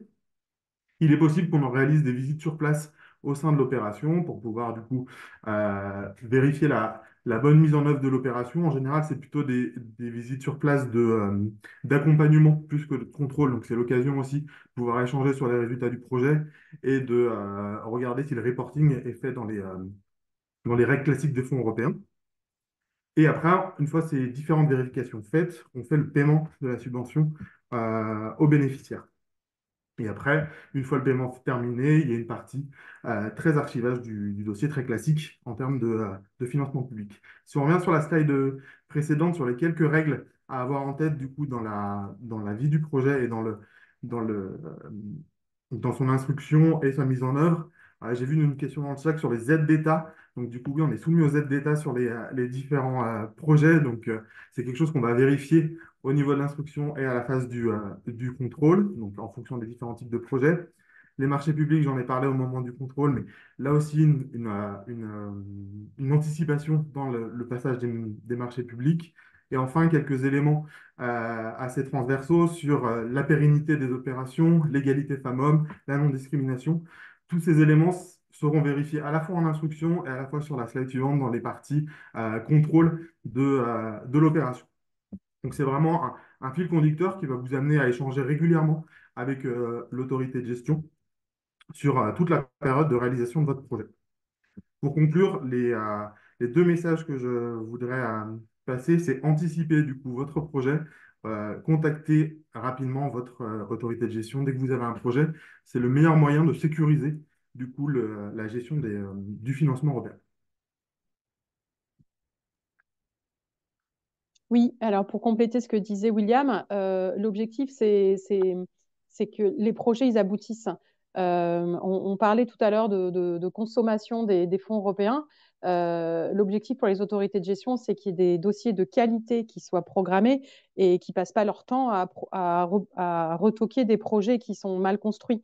Donc, l'autorité de gestion, certes, elle sélectionne, mais elle accompagne. Donc, je pense que William a été clair là-dessus, mais je trouve que c'est vraiment important et c'est aussi pour un petit peu redorer le blason des fonds européens, mais que on est là en fait pour consommer des fonds d'une manière adéquate en respectant effectivement toutes ces règles. Mais il se trouve que les autorités de gestion, elles ont ce rôle d'accompagnement aussi pour avoir des dossiers solides. Donc la partie effectivement, la première partie élaboration du dossier, elle est à mon avis essentielle, en tout cas pour vous, pour pas vous lancer dans le néant. Pour que vous ayez un petit peu plus de billes en fait pour aiguiller aussi vos interlocuteurs, sont éligibles les dépenses de personnel, tout ce qui est équipement matériel, donc dépenses achats d'équipement de matériel, les dépenses d'infrastructures et de travaux, d'investissement en général et aussi les dépenses liées à des services externes, des compétences externes aux bénéficiaires, aux porteurs de projets. Donc, ça inclut voilà, des prestataires, des prestations de toutes sortes. Les dépenses de voyage et d'hébergement, alors on verra que ça s'entend un petit peu plus pour les programmes Interreg, mais ça peut aussi, tout dépend du projet. Ce que disait tout à l'heure William aussi, il parlait de ce qu'on appelait les options de coûts simplifiés. Vous savez qu'il y a un énorme enjeu de simplification des fonds européens. Donc, une réglementation européenne a été mise en place pour effectivement appliquer des coûts forfaitaires à certains types de dépenses pour éviter justement d'avoir à justifier sans cesse. Et donc, les autorités de gestion, les États membres et les autorités de gestion s'en sont saisis pour, en fonction des projets, appliquer ces taux et ces outils. William, tu voulais compléter là-dessus ou... Non, excuse-moi, c'était une mauvaise D'accord, manipulation. pardon. Euh, Alors, juste avant, il y avait une question, avant de parler des ressources, il y avait une question tout à l'heure sur cette histoire de dégagement et de risque qui avait peut-être pas été bien comprise par tous. En tout cas, c'est une des premières questions qui est ressortie. En fait, ce qui se passe, c'est que les fonds européens, si on ne les consomme pas, eh ben, c'est compliqué. Donc, il faut en fait les consommer. Et donc, pour les consommer, il faut avoir des projets. Donc, c'est pour ça que c'est important pour les autorités de gestion d'accompagner les porteurs de projets. C'est important pour toute la chaîne en fait d'informer. Donc nous, on en fait partie. Maintenant, vous en faites partie pour consommer ces fonds et effectivement qu'on ne perde pas de fonds européens parce qu'ils n'auraient pas été demandés. Ensuite, il faut savoir que comme les fonds européens, ils sont octroyés a posteriori aux bénéficiaires, il y a toute cette phase de certification, en tout cas de contrôle, de vérification des dépenses pour ensuite récupérer les fonds. Parce que sachez que en fait, c'est chaque accumulation de factures de projets européens qui fait une grosse pile qui fait qu'on demande, qu'on appelle les fonds auprès de l'Union. On appelle ça les appels de fonds, qui ensuite permettent donc de recevoir les fonds européens et ensuite de les redistribuer en tout cas de les octroyer aux bénéficiaires. Et donc, toute cette mécanique qui peut paraître, c'est un peu des vases comme ça qui communiquent, euh, en fait, il est essentiel aussi que tout le monde soit bien professionnalisé à chaque étape pour justement éviter le tout. Donc, il y a la responsabilité du bénéficiaire, il y a la responsabilité de l'autorité de gestion de certifier dans les temps. Elle certifiera mieux si les bénéficiaires, ils ont bien donner toutes les pièces. Donc, il y a comme ça, en fait, une responsabilité partagée pour que en fait, les fonds soient bien consommés et qu'on ne perde pas de fonds, entre guillemets, sur une période de programmation donnée. Je ne sais pas si ça répond à la question. La personne peut éventuellement dire euh, oui ou non. Sinon, on peut passer à la partie, donc, une diapo en fait sur les ressources. Alors, pour vous simplifier un petit peu la vie et aussi que vous n'alliez pas dans n'importe quelle direction, vous faites partie d'un territoire, donc vous êtes forcément sur une région. Et donc, à la NCT, en fait, on a préparé des fiches par région. Donc, c'est la fiche bleue. Là, c'est la miniature de la fiche Île-de-France. Et en fait, ça vous permet de connaître les opportunités de financement pour chaque région. Donc, quand vous aurez le PowerPoint, il y a un lien derrière la petite image qui vous emmène sur les fiches. Et donc, comme je le disais, il y a certaines choses qui sont éligibles. Alors, même pas forcément par rapport au FTJ qui concerne que certains territoires, mais vraiment, il y a eu des choix régionaux qui ont été faits par les autres, enfin, par les régions pour aller vers tel ou tel type d'investissement et de financement. Donc là, dans ces fiches, vous avez vraiment quel montant est dédié à la transition verte, quel montant pour la recherche, innovation, etc. Vous avez des types d'actions finançables et des types de bénéficiaires. Voilà. Ensuite, on vous a parlé des Europe Plus. Alors, il y avait la plus intelligente, la plus sociale, la plus verte, etc. Et donc là, c'est pareil, on a ces fiches objectifs stratégiques qui sont aussi en ligne. Et dedans, vous avez plus d'informations sur qu'est-ce qui est financé dans ce cadre-là. Et puis, on a aussi édité des fiches thématiques et territoriales, enfin, voilà, des fiches plutôt thématiques. Donc, on voit par exemple mobilité urbaine durable et biodiversité, santé, et des fiches plutôt qui concernent des territoires particuliers qui vont concerner. Donc là, je vous ai mis des exemples qui peuvent vous intéresser, zone urbaine, zone rurale, zone de montagne, et puis collectivité territoriale. Ça, c'est bon, c'est un peu de littérature. Mais c'est important en fait que vous puissiez vous saisir des enjeux et de ce qui est finançable. Ensuite, je pense que, alors on vous a donné des exemples de projets tout à l'heure. Donc là, il y a des liens vers des projets. On a même créé une page qui s'appelle les projets européens portés par les collectivités. Donc voilà, il y aura le lien dans la fiche qui vous permet de vous inspirer de projets existants. Et puis, rien de tel que de consulter la liste complète des opérations. Sachez qu'il y a une obligation de transparence pour les États membres et les autorités de gestion. Et donc, on a pour obligation de publier la liste de toutes les opérations financées par les fonds européens. Alors, c'est moins sympa qu'une page web, hein, c'est un fichier Excel avec énormément de lignes. Néanmoins, ça permet aussi pour vous de voir, de trouver des exemples de projets. Et enfin, toujours dans la partie un peu ressources, donc là, on est plutôt sur les contacts. William vous disait tout à l'heure de contacter l'autorité de gestion dès que vous avez une idée un petit peu aboutie. Ben là, voilà, vous avez à chaque fois la région, le site internet où vous avez les informations propres à la région et le mail, la boîte mail d'informations sur les projets. Normalement, les liens sont cliquables dans le PowerPoint. Voilà.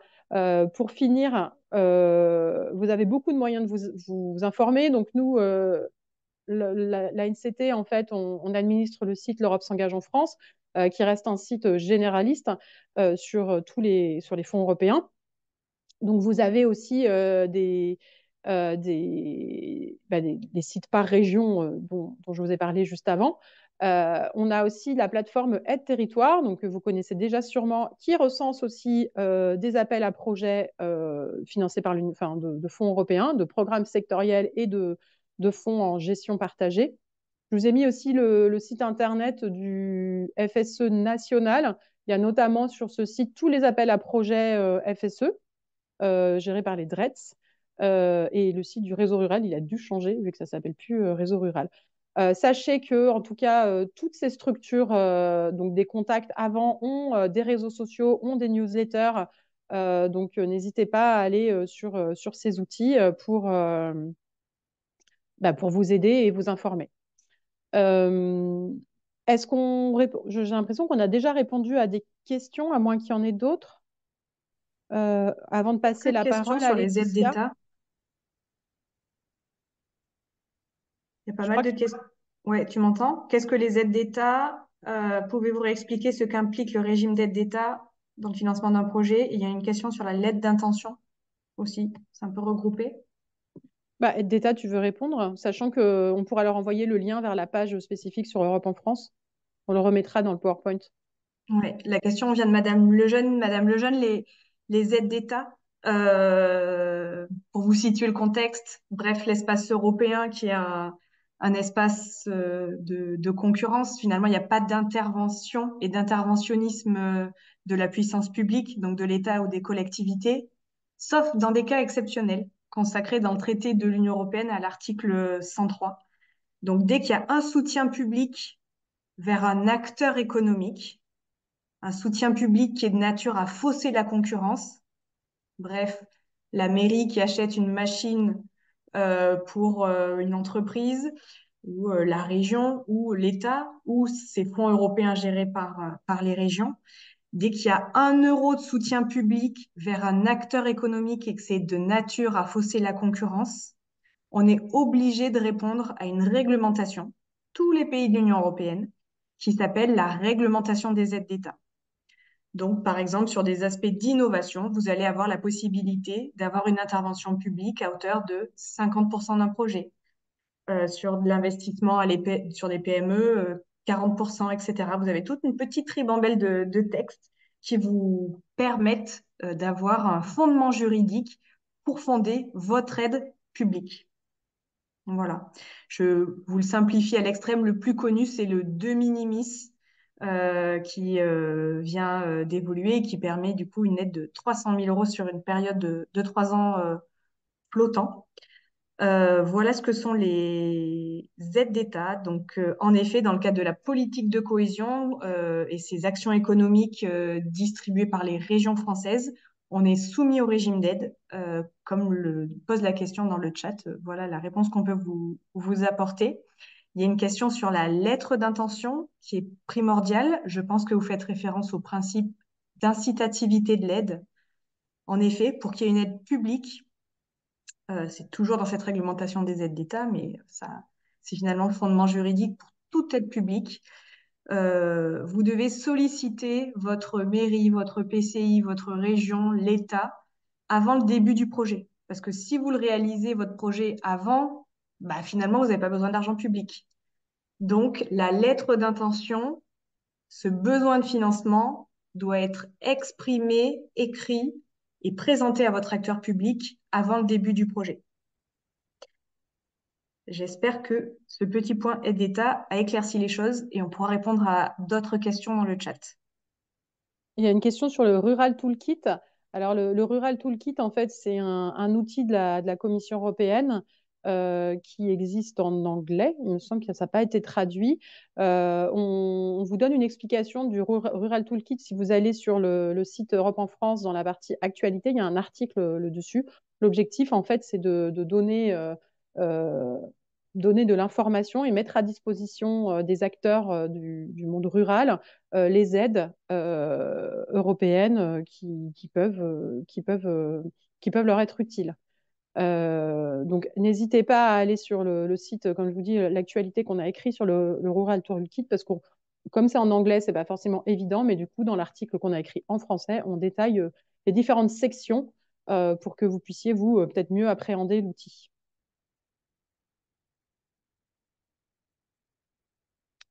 Je propose qu'on passe la main à Laetitia et puis qu'on revienne à des questions par la suite, s'il y en a d'autres.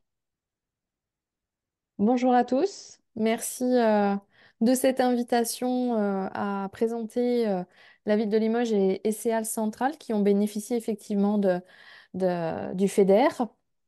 Alors un petit focus sur la ville de Limoges, c'est donc la ville la plus grosse du dispositif Action Cœur de Ville Nous sommes rentrés dans le dispositif en 2018. Nous avons donc 130 592 habitants en 2020. Ce que je peux vous dire, c'est que la population stagne depuis ces 3 4 dernières années. Donc, c'est plutôt très encourageant.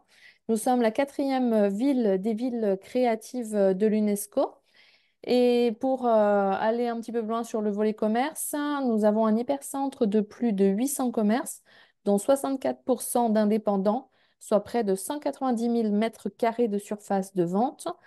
Une zone de chalandise qui regroupe environ 315 000 habitants, avec un taux de vacances commerciales. Alors, je ne vois pas la ligne du bas, mais je me rappelle à peu près des chiffres. Taux de vacances commerciales donc de 14,6% en 2020, passant à 12,4% en 2022 sur l'ensemble des rues à caractère commercial. Et sur ce qu'on appelle le carré d'or, on a une baisse de 2 points facile.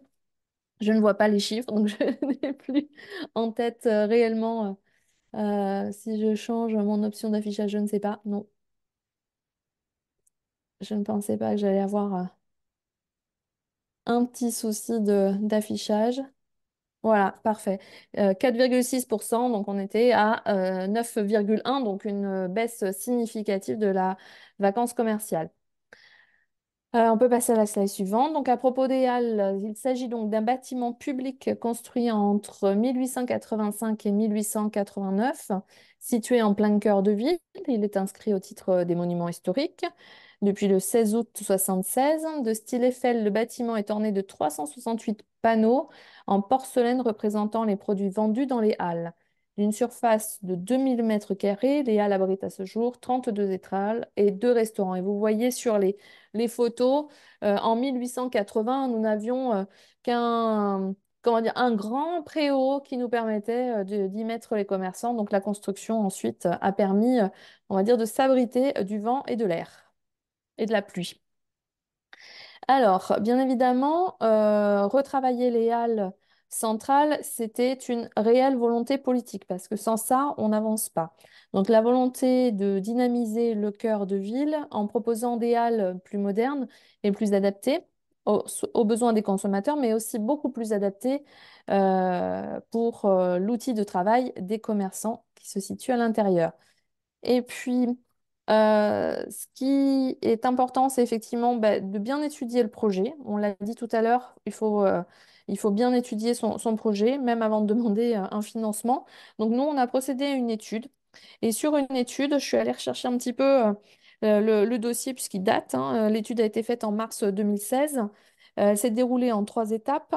Avec, sur la première étape, on a fait un diagnostic de fonctionnement des halles avec une situation et une identité urbaine, un environnement commercial, un fonctionnement des halles centrales, le fonctionnement commercial, le bâtiment, son patrimoine, donc par conséquent. Et on a fait donc une synthèse avec un SWOT où on a cherché les atouts, les faiblesses, les opportunités et les menaces. La deuxième étape de cette étude a été plutôt de faire l'élaboration de scénarios de requalification. Donc, les idées premières, c'était tout simplement de générer des flux et attirer une nouvelle clientèle. Et ensuite, on a eu une troisième étape qui était plutôt un programme technique du scénario retenu. Et là, effectivement, on va s'intéresser à l'espace intérieur pour un outil de travail à disposition des commerçants avec accessibilité, PMR, sécurité, incendie, offre de services. Donc, l'étude, une fois menée, elle dit qu'il faut chercher du financement. Donc nous, on a recherché des financements auprès des différents partenaires Action Cœur de Ville, donc l'État, la DRAC, la région et par conséquent le FEDER. Nous avons donc fait un travail collaboratif main dans la main avec les commerçants des Halles parce que sans eux, on n'aurait pas pu faire ce travail. Et puis une transversalité puisque le projet a été porté par le service commerce de la ville où un chef de projet a été identifié, qui a travaillé en transversalité avec les autres services de la mairie, comme ceux de l'agglomération. On peut continuer. Alors, quand on a déterminé un projet, étant donné que nous étions en 2018 dans le dispositif Action Cœur de Ville, vous voyez, entre l'étude et la mise en route du projet, il y a un gap. Donc, nous, on a fait une fiche Action Cœur de Ville, Dans l'axe 2, on a favorisé le développement économique commercial équilibré avec une maîtrise d'ouvrage ville de Limoges. Des objectifs ont été établis, des objectifs initiaux pour un patrimoine historique. Donc, on voulait ouvrir les halles sur la place de la Motte, c'est là où elle se situe, requalifier les abords immédiats. En deux, améliorer la fonctionnalité des halles. Trois, harmoniser les étals et l'aménagement intérieur. Quatre, l'accessibilité PMR, on en a parlé tout à l'heure. La modification des escaliers aussi d'accès. Sécuriser le bâtiment, notamment en matière de sécurité incendie, parce qu'on n'était vraiment pas bon sur ce sujet. Et puis, des objectifs beaucoup plus larges du centre-ville, hein, comme le mentionne Action Cœur de Ville, dynamiser le centre-ville, valoriser le cœur de ville, promouvoir et rendre plus attractif Limoges, et enfin, redonner aux habitants l'envie de refréquenter, de fréquenter, refréquenter les halles. Alors, qui dit budget dit finances. Donc, pour nous, les finances ont été un vrai parcours du combattant, puisqu'il a fallu aller chercher des fonds un petit peu partout.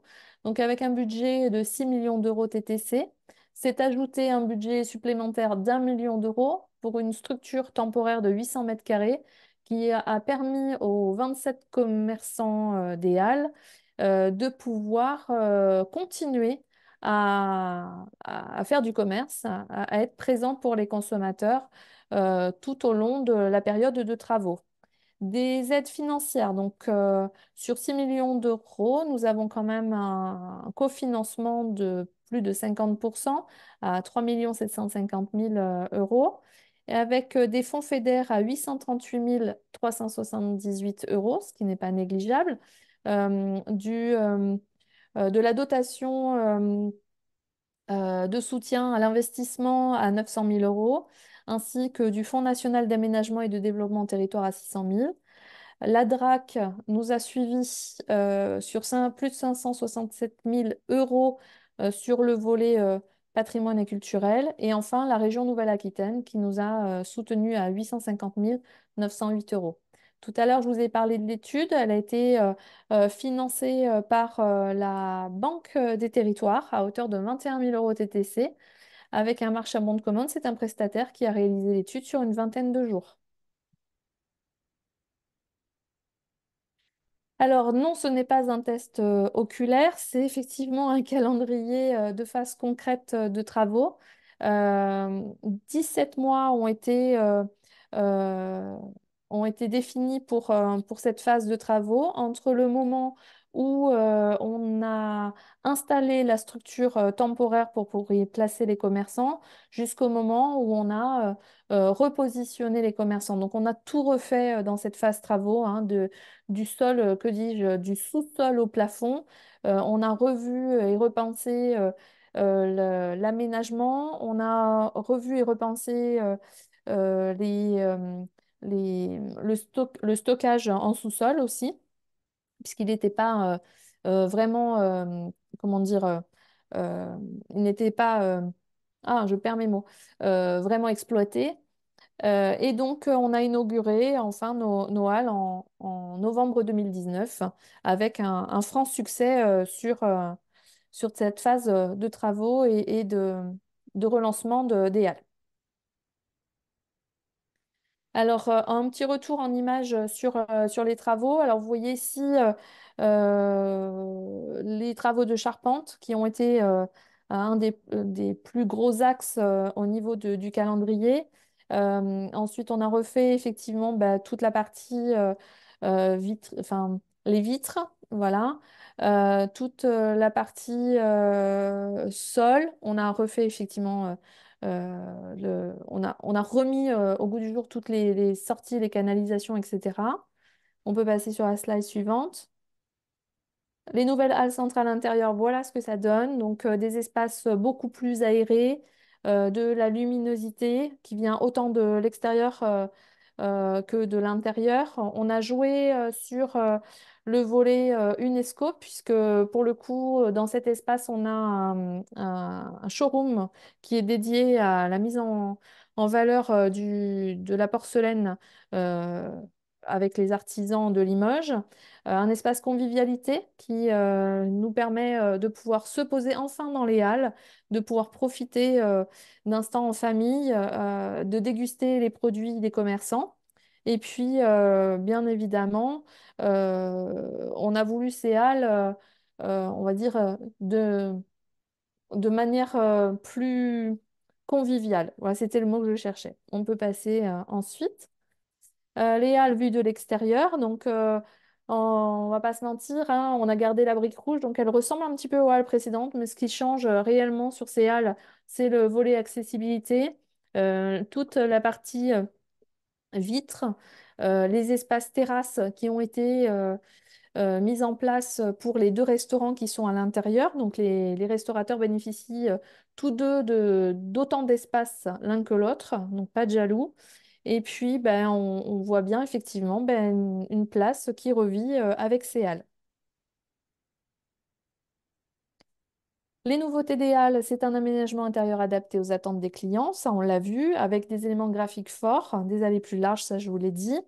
La mise en place de dégustation directement sur les étals, ça, il n'y avait pas avant, même si les commerçants le faisaient, on n'avait pas établi ça dans le règlement. Donc, il a aussi fallu retravailler le règlement intérieur du bâtiment. Sur le nouvel espace de convivialité, ce dernier se compose d'un comptoir de vente animé par 3 commerçants, d'un espace d'animation de dégustation et du showroom permettant de mettre en valeur le travail des artisans liés à la céramique. Des horaires d'ouverture au public un peu plus larges. Ça, c'est vraiment ça a été la difficulté pour nous de mettre en place, d'étendre ces horaires, puisqu'au début, les commerçants bossaient de 7 heures à 13 heures. Et donc, d'étendre d'1 heure ou deux, bah, ça demandait de faire des efforts. Et on a travaillé avec eux pour pouvoir proposer une soirée en nocturne 1 fois par mois. Alors, ce que génère le projet, bah, bien évidemment, hein, ça a généré des flux piétons supplémentaires. On a effectivement un outil qui s'appelle MyTraffic avec lequel on travaille depuis quelques années, qui nous permet de voir que ben, les gens s'approprient non seulement les halles, mais l'espace autour des halles. Donc, on a des flux piétons un petit peu plus importants. De la visibilité grâce aux médias. Alors, effectivement, on a eu la chance de passer dans le journal de Jean-Pierre Pernaut. Mais on a eu d'autres médias qui nous ont fait de bonnes publicités. Des halles qui font partie bah, des 10 plus belles halles de France. Donc forcément, ça nous amène des visiteurs, de la curiosité. De nouveaux commerçants ont intégré les halles. On en a 5 qui ont intégré les halles. Donc on est passé de 27 à 32. Et ensuite, on a une offre touristique qui se développe avec des visites guidées organisées par l'Office du tourisme. Une nouvelle dynamique pour les commerçants situés dans les rues adjacentes, parce que mine de rien, ça permet aussi aux commerçants de profiter des flux piétons amenés par les halles. Et une place de la Motte, donc c'est le lieu où se situent les halles, beaucoup plus animée, puisque les animations viennent naturellement autour de ces halles. Ici, alors je ne vous le détaille pas, hein, vous avez juste les halles en vidéo, donc avant les travaux, pendant les travaux, après les travaux, et puis une petite vidéo qui nous donne le titre de Plus belle halle de France, enfin le titre, dédié Plus belle halle de France. Voilà. Le FEDER, donc un financement non négligeable. Bien évidemment, sans ça, ça aurait fait peut-être un trou dans la raquette où on n'aurait pas eu aussi d'aisance à porter ce projet. Le montage du dossier, alors à la ville de Limoges, il se trouve qu'on a toute l'ingénierie en interne qui est assurée par le service finance. Alors j'ai discuté un petit peu avec ma collègue qui me dit qu'en fait, il faut quand même du temps pour établir le dossier FEDER, hein. Pour Léal, ça faisait partie de ses premiers dossiers. Elle a mis plusieurs semaines à tout construire avec le service commerce, Action Cœur de Ville et bien évidemment d'autres services. Elle dit qu'effectivement c'est toujours plus long pour le premier, mais qu'après ça passe et c'est plus facile. Il faut surtout savoir se faire aider des services dédiés. On en a parlé tout à l'heure, les intervenants ont mentionné les contacts nécessaires. Et puis, bah, surtout, on préconise beaucoup de persévérance, de patience et surtout de ne pas s'avouer vaincu. Ce que je peux dire sur euh, la ville de Limoges donc, a fait appel au FEDER dans le cadre du développement économique pour les halles centrales, mais elle a quand même d'autres projets qui ont été vus sur Action Cœur de Ville 1, notamment la requalification de la place de la République pour 795 547 euros, une rénovation énergétique de l'hôtel de ville pour 216 605 euros. Et puis on a fait une tentative quand même pour le conservatoire à rayonnement régional, visiblement qui n'a pas été retenu, ou alors j'ai pas la bonne information.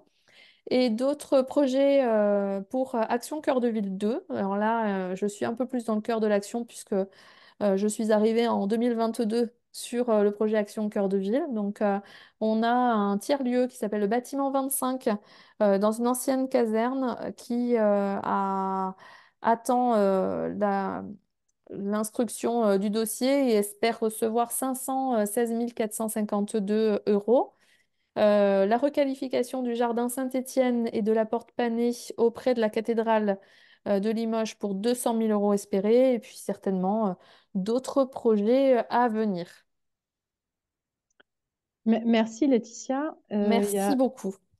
Il y a quelques questions en fait qui concernent réellement le projet. Au-delà des félicitations pour le montage, vous verrez dans les questions, il y Mhm. a plusieurs messages en ce sens. Donc bravo pour le projet.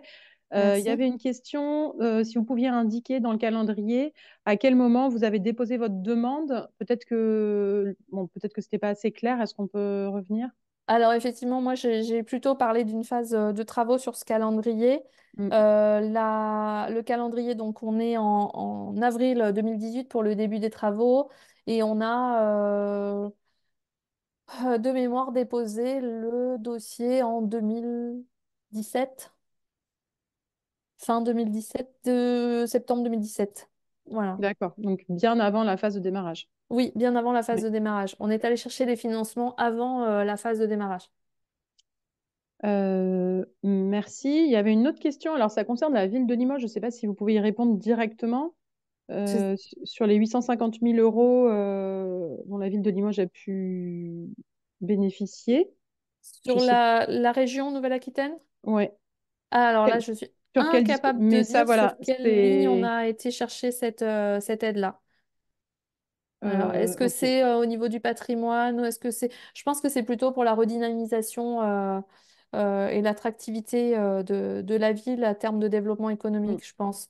Parce que Mais grâce à la liste des opérations, on pourra retrouver l'information et oui, répondre à la question. exactement. Euh, euh, Et donc, est-ce qu'il y avait une autre question? Est-ce que la ville a porté des investissements ou y a-t-il un acteur privé qui intervient?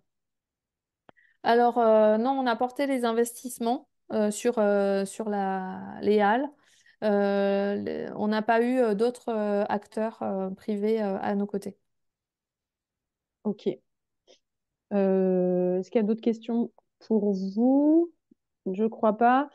Sinon, il y avait une question sur les délais de montage de dossier. Peut-être que William peut répondre. Oui, je les Bien ai sûr, pas. hein, je sais que ça dépend des thématiques des autorités de gestion, mais s'il peut y avoir des... Ouais, je peux peut-être vous donner une illustration pour Auvergne-Rhône-Alpes. Sur le délai, nous, on a tendance à indiquer qu'il faut en moyenne 6 mois entre le dépôt d'une opération et son conventionnement. Donc, ça inclut du coup l'ensemble des échanges qu'on va avoir en amont sur les, est-ce que votre projet est éligible, quelles sont les dépenses sont éligibles, comment on travaille le plan de financement, Mm. jusqu'au conventionnement du coût de votre opération entre l'autorité de gestion et votre structure. Merci. Après, Pardon. ce que je peux apporter comme élément par rapport aux échanges que j'ai pu avoir avec le service financier, hein, j'avais la chance d'avoir la personne qui instruit le dossier à cette période-là. Euh, Elle dit qu'effectivement, le montage du dossier, ça peut paraître comment dire, impressionnant la première fois qu'on le monte, mais qu'en fait, finalement, c'est pas le plus dur. En fait, le plus dur, c'est de pouvoir réunir les éléments qui justifient le déclenchement de la subvention, Donc, les dépenses, la remontée les des dépenses, dépenses. oui, la demande de Exactement. paiement. Euh, il y a une question sur les contacts FEADER. Alors, vous pouvez utiliser les mêmes contacts pour le FEADER. Donc, le FEADER, c'est un programme donc, national, mais il est mis en œuvre par les régions pour les mesures non surfaciques. Donc, ce qui, a priori, vous intéressera, et notamment sur la partie vraiment développement rural, etc., leader. Donc, vous pouvez tout à fait contacter ces mêmes contacts dans le tableau du PowerPoint pour le FEADER, et ensuite, il redirige vers les bonnes personnes. Euh, alors, je propose qu'on passe à la partie sur Interreg pour qu'il reste du temps à Christina. Et puis, de toute façon, si on pourra répondre par écrit à vos questions, euh, si c'est OK pour vous. Merci, bonjour à toutes et à tous. Donc, Christina Bézès-Felmeyer, donc je suis en charge au pôle Europe, comme les collègues, donc des programmes de coordonner les programmes de coopération territoriale européenne, donc appelés aussi communément Interreg. Donc, dans ma courte présentation, en fonction du temps qui nous reste, l'idée est de vous donner un aperçu voilà, des échelles de coopération, comment ces programmes fonctionnent, quels types de projets sont financés et la particularité justement qui repose sur une démarche partenariale par rapport au projet FEDER, FSE ou FTJ. Donc, je vais tout de suite commencer par, donc, comme l'indiquait Sandra au début, hein, donc ces programmes Interreg ou ces programmes de coopération territoriale européenne s'inscrivent donc pleinement hein, dans la politique de cohésion, hein, puisque ce sont des programmes qui financent des projets via le FEDER, le Fonds européen de développement régional. Et donc, l'objectif reste le même, donc de réduire justement les écarts et les disparités entre les territoires. Voilà. Sauf que certains enjeux ou certaines problématiques dépassent les frontières en fait nationales.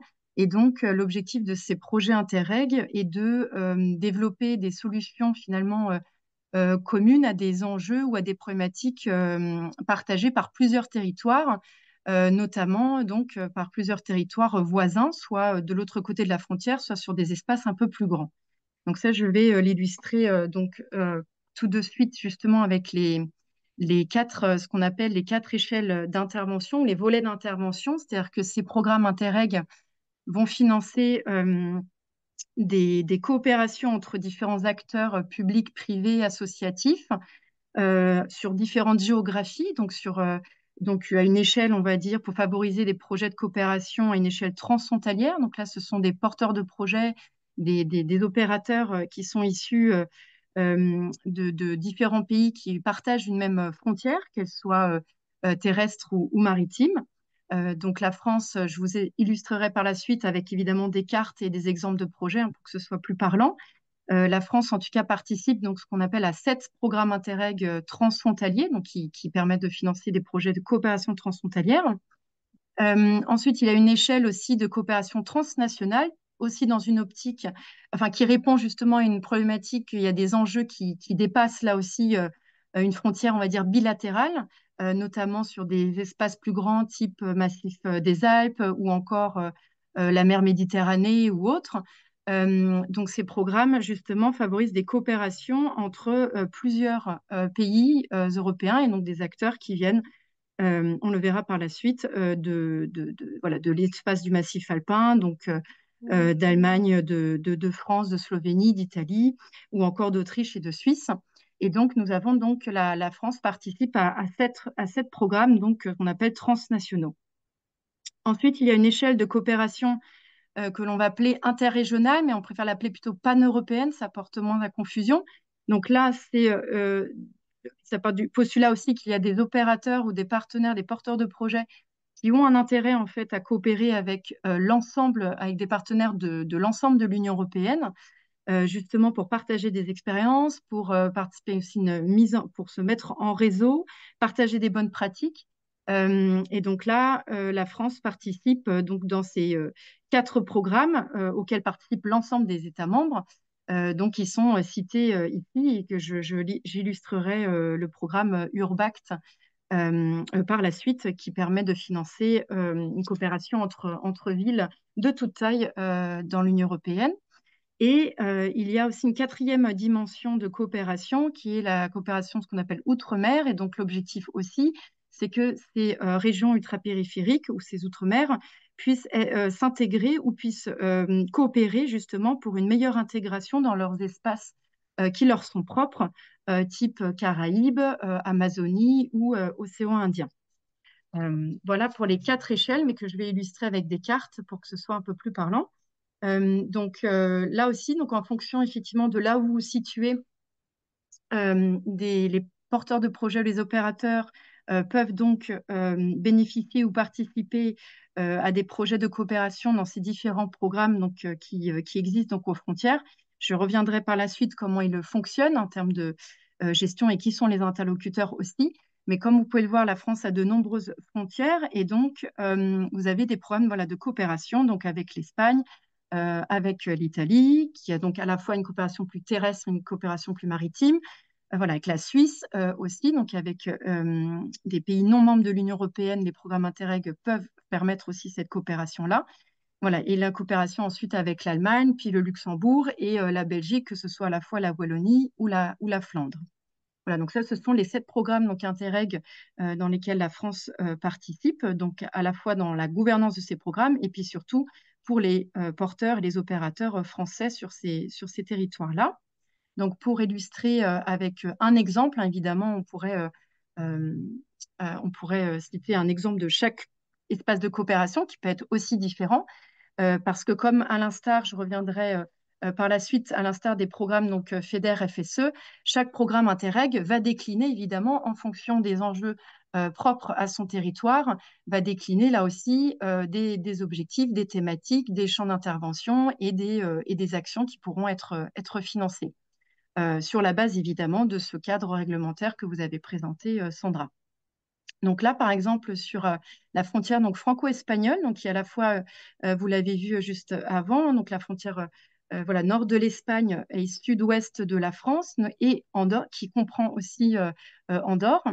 Vous avez un projet sur la question de la gestion de l'eau et notamment pour mettre en place donc une gestion coordonnée justement de l'eau sur des bassins versants transfrontaliers. Donc, on repart voilà, d'une problématique commune, hein, c'est-à-dire face évidemment au changement climatique, ça pose il y a des problèmes donc d'inondation qui sont évidemment à gérer de manière commune. Et donc là, ce projet-là justement met en place donc déjà un cadre, on va dire, de gestion justement des eaux partagées entre les partenaires français et espagnol. Donc, le chef de file de ce projet est la communauté d'agglomération du Pays Basque, donc il s'est associé ensuite avec ses homologues de l'autre côté de la frontière sur ce territoire-là. Et donc, grâce à cette gestion, donc à cette charte qu'ils ont pu définir et cette gouvernance transfrontalière, ils ont pu travailler dans différents domaines, donc notamment pour améliorer la qualité de l'eau, des cours d'eau. Donc, ils ont mené des travaux de modélisation aussi des réseaux d'assainissement, justement transfrontaliers, pour limiter les rejets dans le milieu naturel. Ils ont à la fois aussi travaillé sur la gestion commune justement des inondations sur cette partie-là, donc avec un processus d'information et aussi de participation des citoyens concernés par ces inondations-là.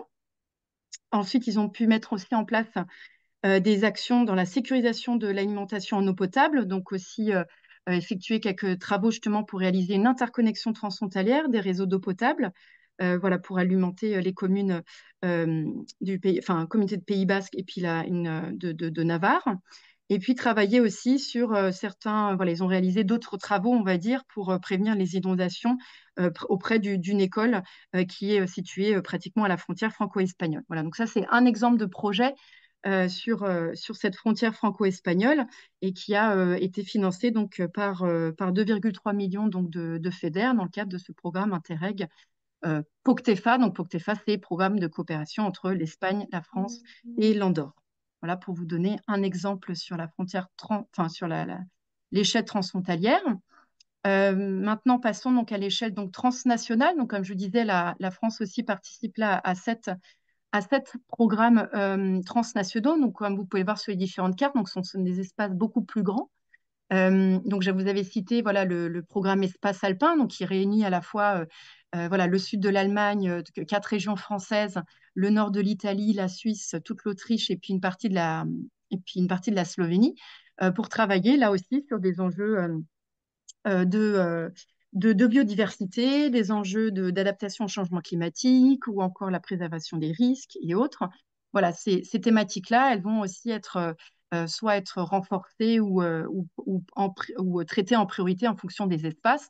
Voilà, vous avez d'autres espaces comme le programme Euromed, hein, qui va vraiment du Portugal jusqu'à Chypre et qui permet là une coopération entre ces différents pays en associant aussi des pays de préadhésion, notamment là, les pays des Balkans qui participent. Donc, on a aussi des partenaires de ces pays-là qui peuvent participer à des projets, par exemple, de lutte contre le plastique en mer, de travailler sur la pollution de l'eau, à la fois travailler aussi sur les questions de littoral et autres, ou aussi des questions de montagne, parce qu'on a un projet aussi qui réunit différentes montagnes de l'espace méditerranéen pour travailler là aussi à une valorisation commune de ces sites touristiques, et puis pour aussi développer quelques mesures communes aussi d'adaptation au changement climatique, puisque ces différentes montagnes dans l'espace méditerranéen sont confrontées voilà, aux mêmes problématiques. Euh, voilà, donc ça c'est pour l'échelle transnationale. Donc je vous ai donné un exemple rapide donc d'un projet justement financé sur le programme Espace Alpin, donc dans le domaine de l'économie circulaire. Et donc là, plusieurs sites ont été donc pilotes pour tester. Donc c'est une coopération portée par un chef de file slovène, mais le partenaire français donc, qui a participé, c'est Auvergne-Rhône-Alpes Énergie Environnement. Et donc ils ont travaillé à développer une sorte de boîte à outils et voilà, une plateforme de mise en réseau pour travailler dans le domaine en fait, de l'énergie, le déchet, la mobilité et la construction, de travailler à une approche plus structurée et systémique et développer là des outils pour pouvoir aborder l'économie circulaire dans ces différents domaines et développer des outils pour justement à destination de villes de taille moyenne, voilà, pour développer des outils bas carbone. Donc ça, c'est un exemple de projet à l'échelle transnationale. Donc comme vous pouvez le voir, on est sur une démarche moins d'investissement, donc plus de mise en réseau aussi, de développement de plateformes et d'outils et de méthodes, puisqu'à cette échelle transnationale, on est moins sur une dimension matérielle en tant que telle.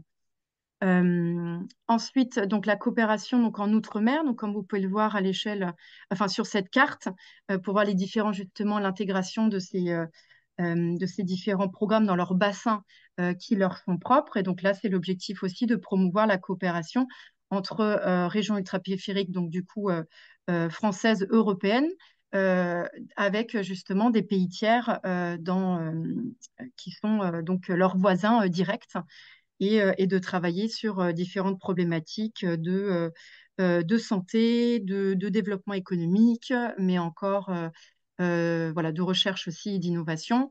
Là, nous avons donc un exemple de projet sur le programme Interreg, donc Caraïbes, qui vise à développer une activité économique, notamment donc la valorisation du cacao et les produits dérivés du cacao, justement de Guadeloupe et d'Haïti.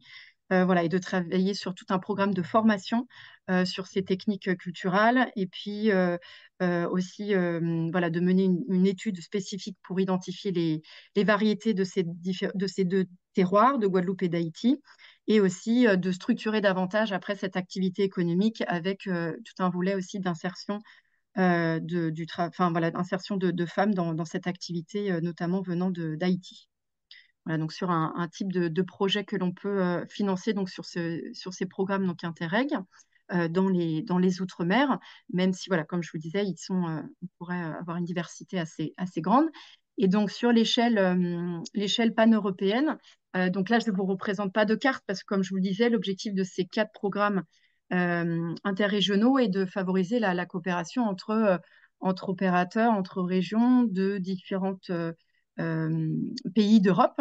Donc, on peut, voilà, des acteurs en fait locaux, publics, collectivités françaises peuvent coopérer là avec voilà, des partenaires de Finlande, de Hongrie, du Portugal, de l'Espagne, et donc voilà, de l'ensemble des pays de l'Union européenne, et puis aussi même de Norvège et de Suisse.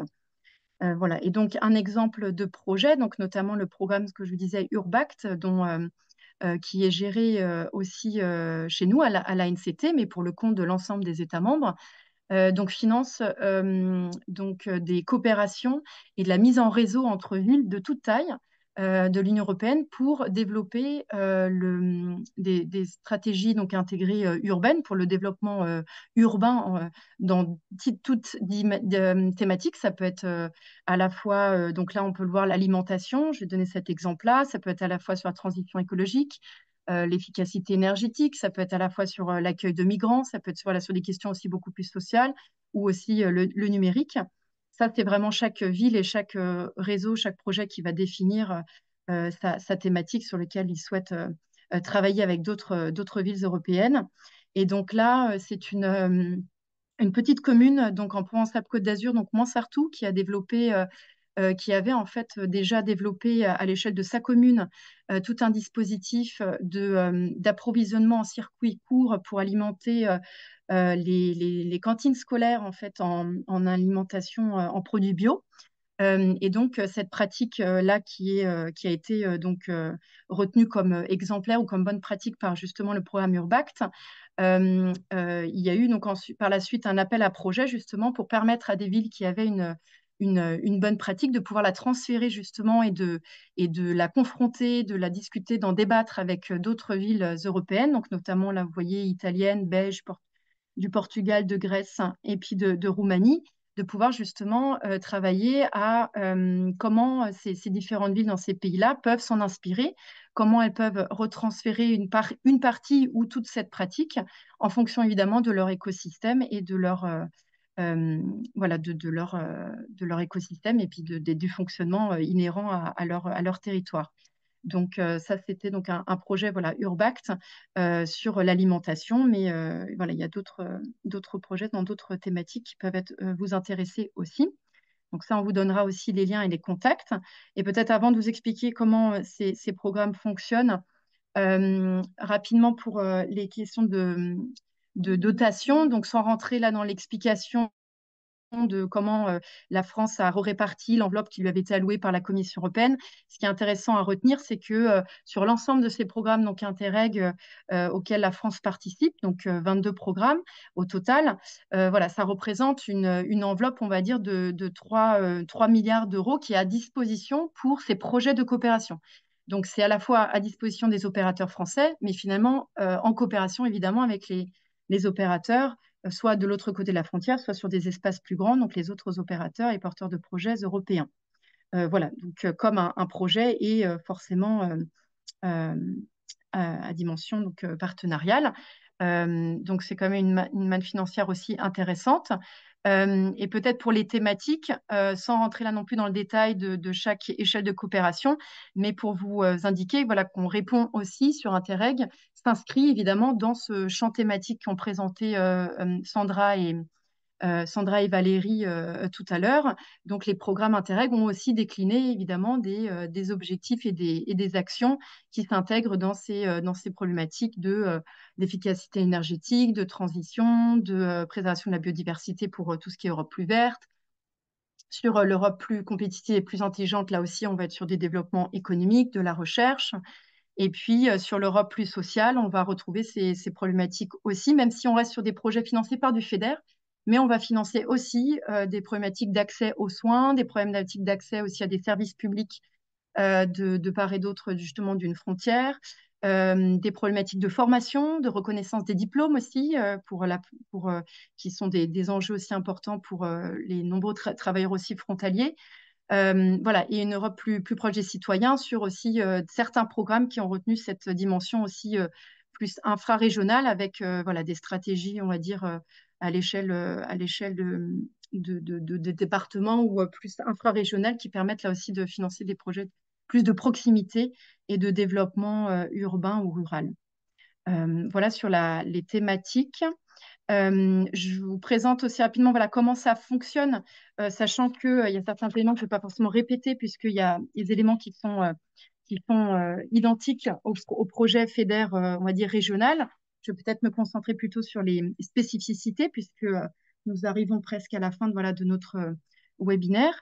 Peut-être c'est important, c'est que donc on a beaucoup parlé des autorités de gestion. Donc là, pour les programmes Interreg, l'autorité de gestion n'est pas forcément en France. Elle peut l'être, mais elle peut être aussi dans un pays voisin. Et donc, ce qui est intéressant, en tout cas, c'est de savoir que pour chaque programme Interreg, vous avez ce qu'on appelle un point de contact du programme qui est français et qui va répondre du coup aux questions justement de l'ensemble des questions des porteurs de projets français concernés par le programme Interreg et qui là, du coup, peut vous informer justement sur les opportunités de financement, vérifier aussi déjà grande partie l'éligibilité du projet et surtout vous aider à trouver des partenaires dans les autres pays européens concernés par le territoire du programme. Voilà, donc c'est des points de contact qui sont soit dans les régions, soit les départements. Et pareil, par la suite, on vous a mis les liens et les mails. Donc, vous pourrez directement les contacter. Voilà, je n'entrerai pas forcément de détails des autres instances ou les autres euh, rôles, parce que donc il y a effectivement toute une gouvernance qui est mise en place à l'échelle de chaque programme, avec un comité de suivi qui va évidemment valider les projets qui auront été instruits et proposés donc pour approbation. Peut-être simplement un focus là-dessus. C'est important en tout cas, comme vous l'avez vu, qu'il y a toujours donc pour un projet Interreg avoir un chef de file qui va coordonner en fait le travail du partenariat et qui va rassembler. Et donc, les différents partenaires doivent, dans un projet Interreg, donc élaborer en fait conjointement le projet de coopération, le mettre en œuvre aussi de manière coordonnée. Et puis, chacun doit apporter aussi des financements, évidemment, à la bonne mise en œuvre de ce projet et doter évidemment aussi en termes de ressources humaines pour mener ce projet sur 2, 3 ans en fonction. Et donc, voilà, apporter donc les compléments nécessaires en financement parce que la règle reste la même comme pour les programmes régionaux.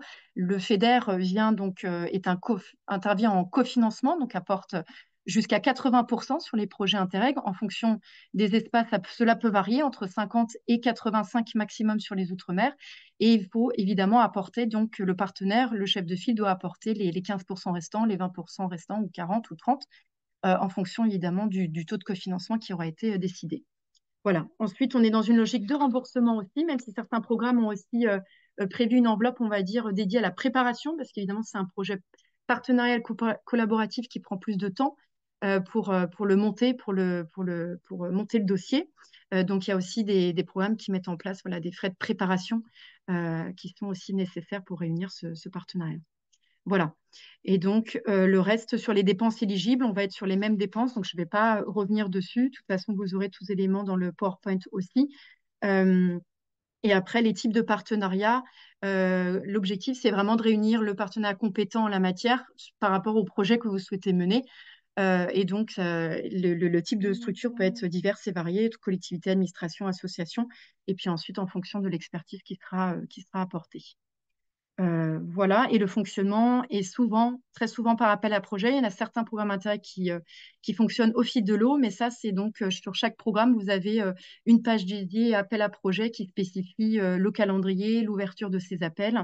Et donc, le mot d'ordre ou autre qui a déjà été évoqué, c'est effectivement aussi l'anticipation pour le montage de ces différents projets et puis aussi la prise de contact. Donc, on vous a mis là les points de contact justement qui appuient les porteurs de projets sur chacun des territoires et sur chacun des programmes. Voilà, en fonction, vous avez encore une échelle encore infrarégionale voilà, disponible. Voilà, par exemple, pour le programme Grande Région, vous avez des points de contact par département français aussi, en Meuse, en Meurthe-et-Moselle et en Moselle, qui peuvent aussi venir en appui et vous conseiller. Donc ça, c'est pour le transfrontalier outre-mer et pan-européen. Voilà, donc je ne sais pas, comme nous arrivons à la fin, je ne sais pas s'il y a des questions sur ces programmes dans le chat. Ou, voilà, en tout cas, il y avait une question par rapport au support PowerPoint. Bien entendu, nous allons vous le transmettre, ainsi que le webinaire sera aussi mis à disposition pour ceux qui n'auront pas pu le suivre dans l'intégralité. Voilà, et donc s'il n'y a pas d'autres, voilà, je ne vois pas de questions dans le chat. En tout cas, voilà, nous restons. Vous avez donc aussi nos adresses mail pour toutes ces questions sur tout ce qui a été dit aujourd'hui. Nous allons donc passer ce qu'on souhaitait aussi faire. Donc, je voulais aussi remercier Madame Gillot et Monsieur Biajou aussi pour vos interventions. Merci d'avoir pu être disponible et d'avoir apporté ces témoignages qui sont toujours précieux et qui permettent aussi d'illustrer nos propos plus macro. Voilà, donc s'il n'y a pas d'autres questions sur Interreg, je ne sais pas si dans l'équipe, il y a quelqu'un d'autre qui souhaiterait prendre la parole. Et sinon, on souhaitait à chaud, en fait, pour vous poser par sondage, en fait, rapidement, à chaud, quelques questions. C'est 3 questions qui vont aller assez vite pour savoir, en fait, dans quelle mesure les éléments ont été éclairants, répondu à vos attentes, et puis surtout dans l'optique de mieux comprendre s'il y a des besoins supplémentaires sur certaines thématiques ou sur certains points en particulier, puisque comme vous l'avez vu, ensuite, les priorités et les actions finançables vont se décliner aussi par région. Donc, comme l'a dit Sandra, vous aurez les fiches régionales et thématiques qui seront peut-être plus utiles aussi en fonction de votre localisation. Voilà, aujourd'hui, vous étiez vraiment de différents espaces et puis de différents programmes aussi. Donc, on n'a pas pu choisir des exemples de projets qui parlaient forcément à l'ensemble de vos programmes ou de vos domaines d'intervention. Voilà, donc n'hésitez pas à nous faire remonter les thématiques qui vous intéresseraient et plus précisément à la question 4. euh, quel sujet serait voilà, intéressant pour vous euh, pour, euh, pour pouvoir mieux définir et définir si il est intéressant d'envisager une deuxième session plus précise ou pas et dans quelle mesure. Voilà. Euh, En tout cas, merci aux différents intervenants et merci à vous d'être restés les 2 heures de ce webinaire peut-être un petit peu dense. On espère qu'on vous aura bien alors réconcilié, parce que je pense que vous n'étiez pas fâchés, mais en tout cas qu'on vous aura donné envie d'aller vers les fonds européens. En tout cas, il y a un certain nombre de liens que j'ai d'ores et déjà mis dans le chat, mais je ne sais pas si le chat est vraiment accessible. Donc, n'hésitez pas à cliquer sur chat et vous aurez tous les liens dont on a parlé, si jamais vous ne voulez pas attendre le PowerPoint pour vous informer. Voilà.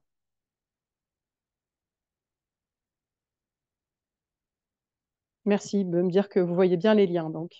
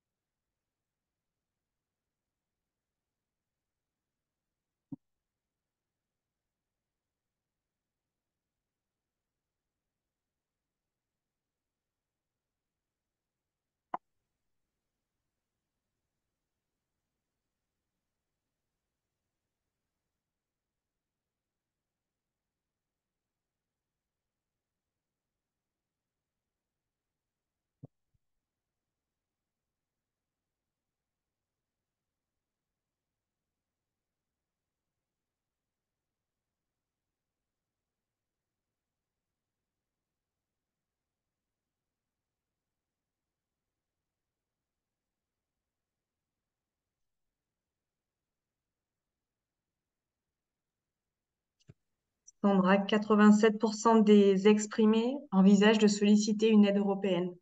Waouh, c'est beau. Sur un petit panel, 200 votants. Voilà. Vous avez fermé le truc là? Non, je pense qu'on est toujours en ligne. Non, j'ai pas fermé. Est-ce que on le laisse pour l'instant? On sait jamais. Hmm. Ou tu peux que je le ferme? Les réponses. Non, non, non, bah, s'il y a encore des réponses. Comme il y a une question ouverte à la fin, ça prend peut-être du temps. Ok, donc on pourra noter aussi que Zoom n'est pas le support idéal. Je vois que Laetitia vous acquiescez. Ça nous est redit dans le chat. Ah oui. Pour tout vous dire, je me suis mise en télétravail pour assurer la visio, parce qu'en mairie, des fois, c'est pas facile. Alors, la rediffusion, je pense que chaque programme, chaque chef de projet de chaque programme ANCT renverra le lien plus le support, je pense, à tous ces groupes en fait. Chaque chef de projet va gérer son réseau en renvoyant via les outils mis en place que je pense que certains sont sur Osmose, mais peut-être pas tous. Donc, mais en tout cas, c'est via votre chef de projet, via votre contact à NCT en fait, enfin en fait via la personne qui vous a invité, je dirais. que vous aurez donc la rediffusion et l'enregistrement, je pense. Enfin, et le PowerPoint.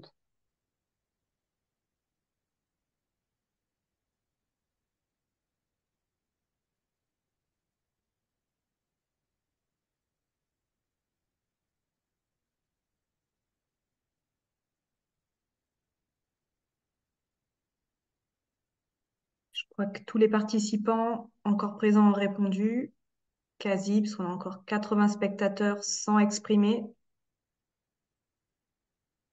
Donc, merci à tous et au revoir. Oui, merci à toutes et à tous. Merci beaucoup et bon courage pour vos montages de projets. Ben, merci beaucoup et bon week-end à prolonger à tout le monde. Merci, au revoir, madame.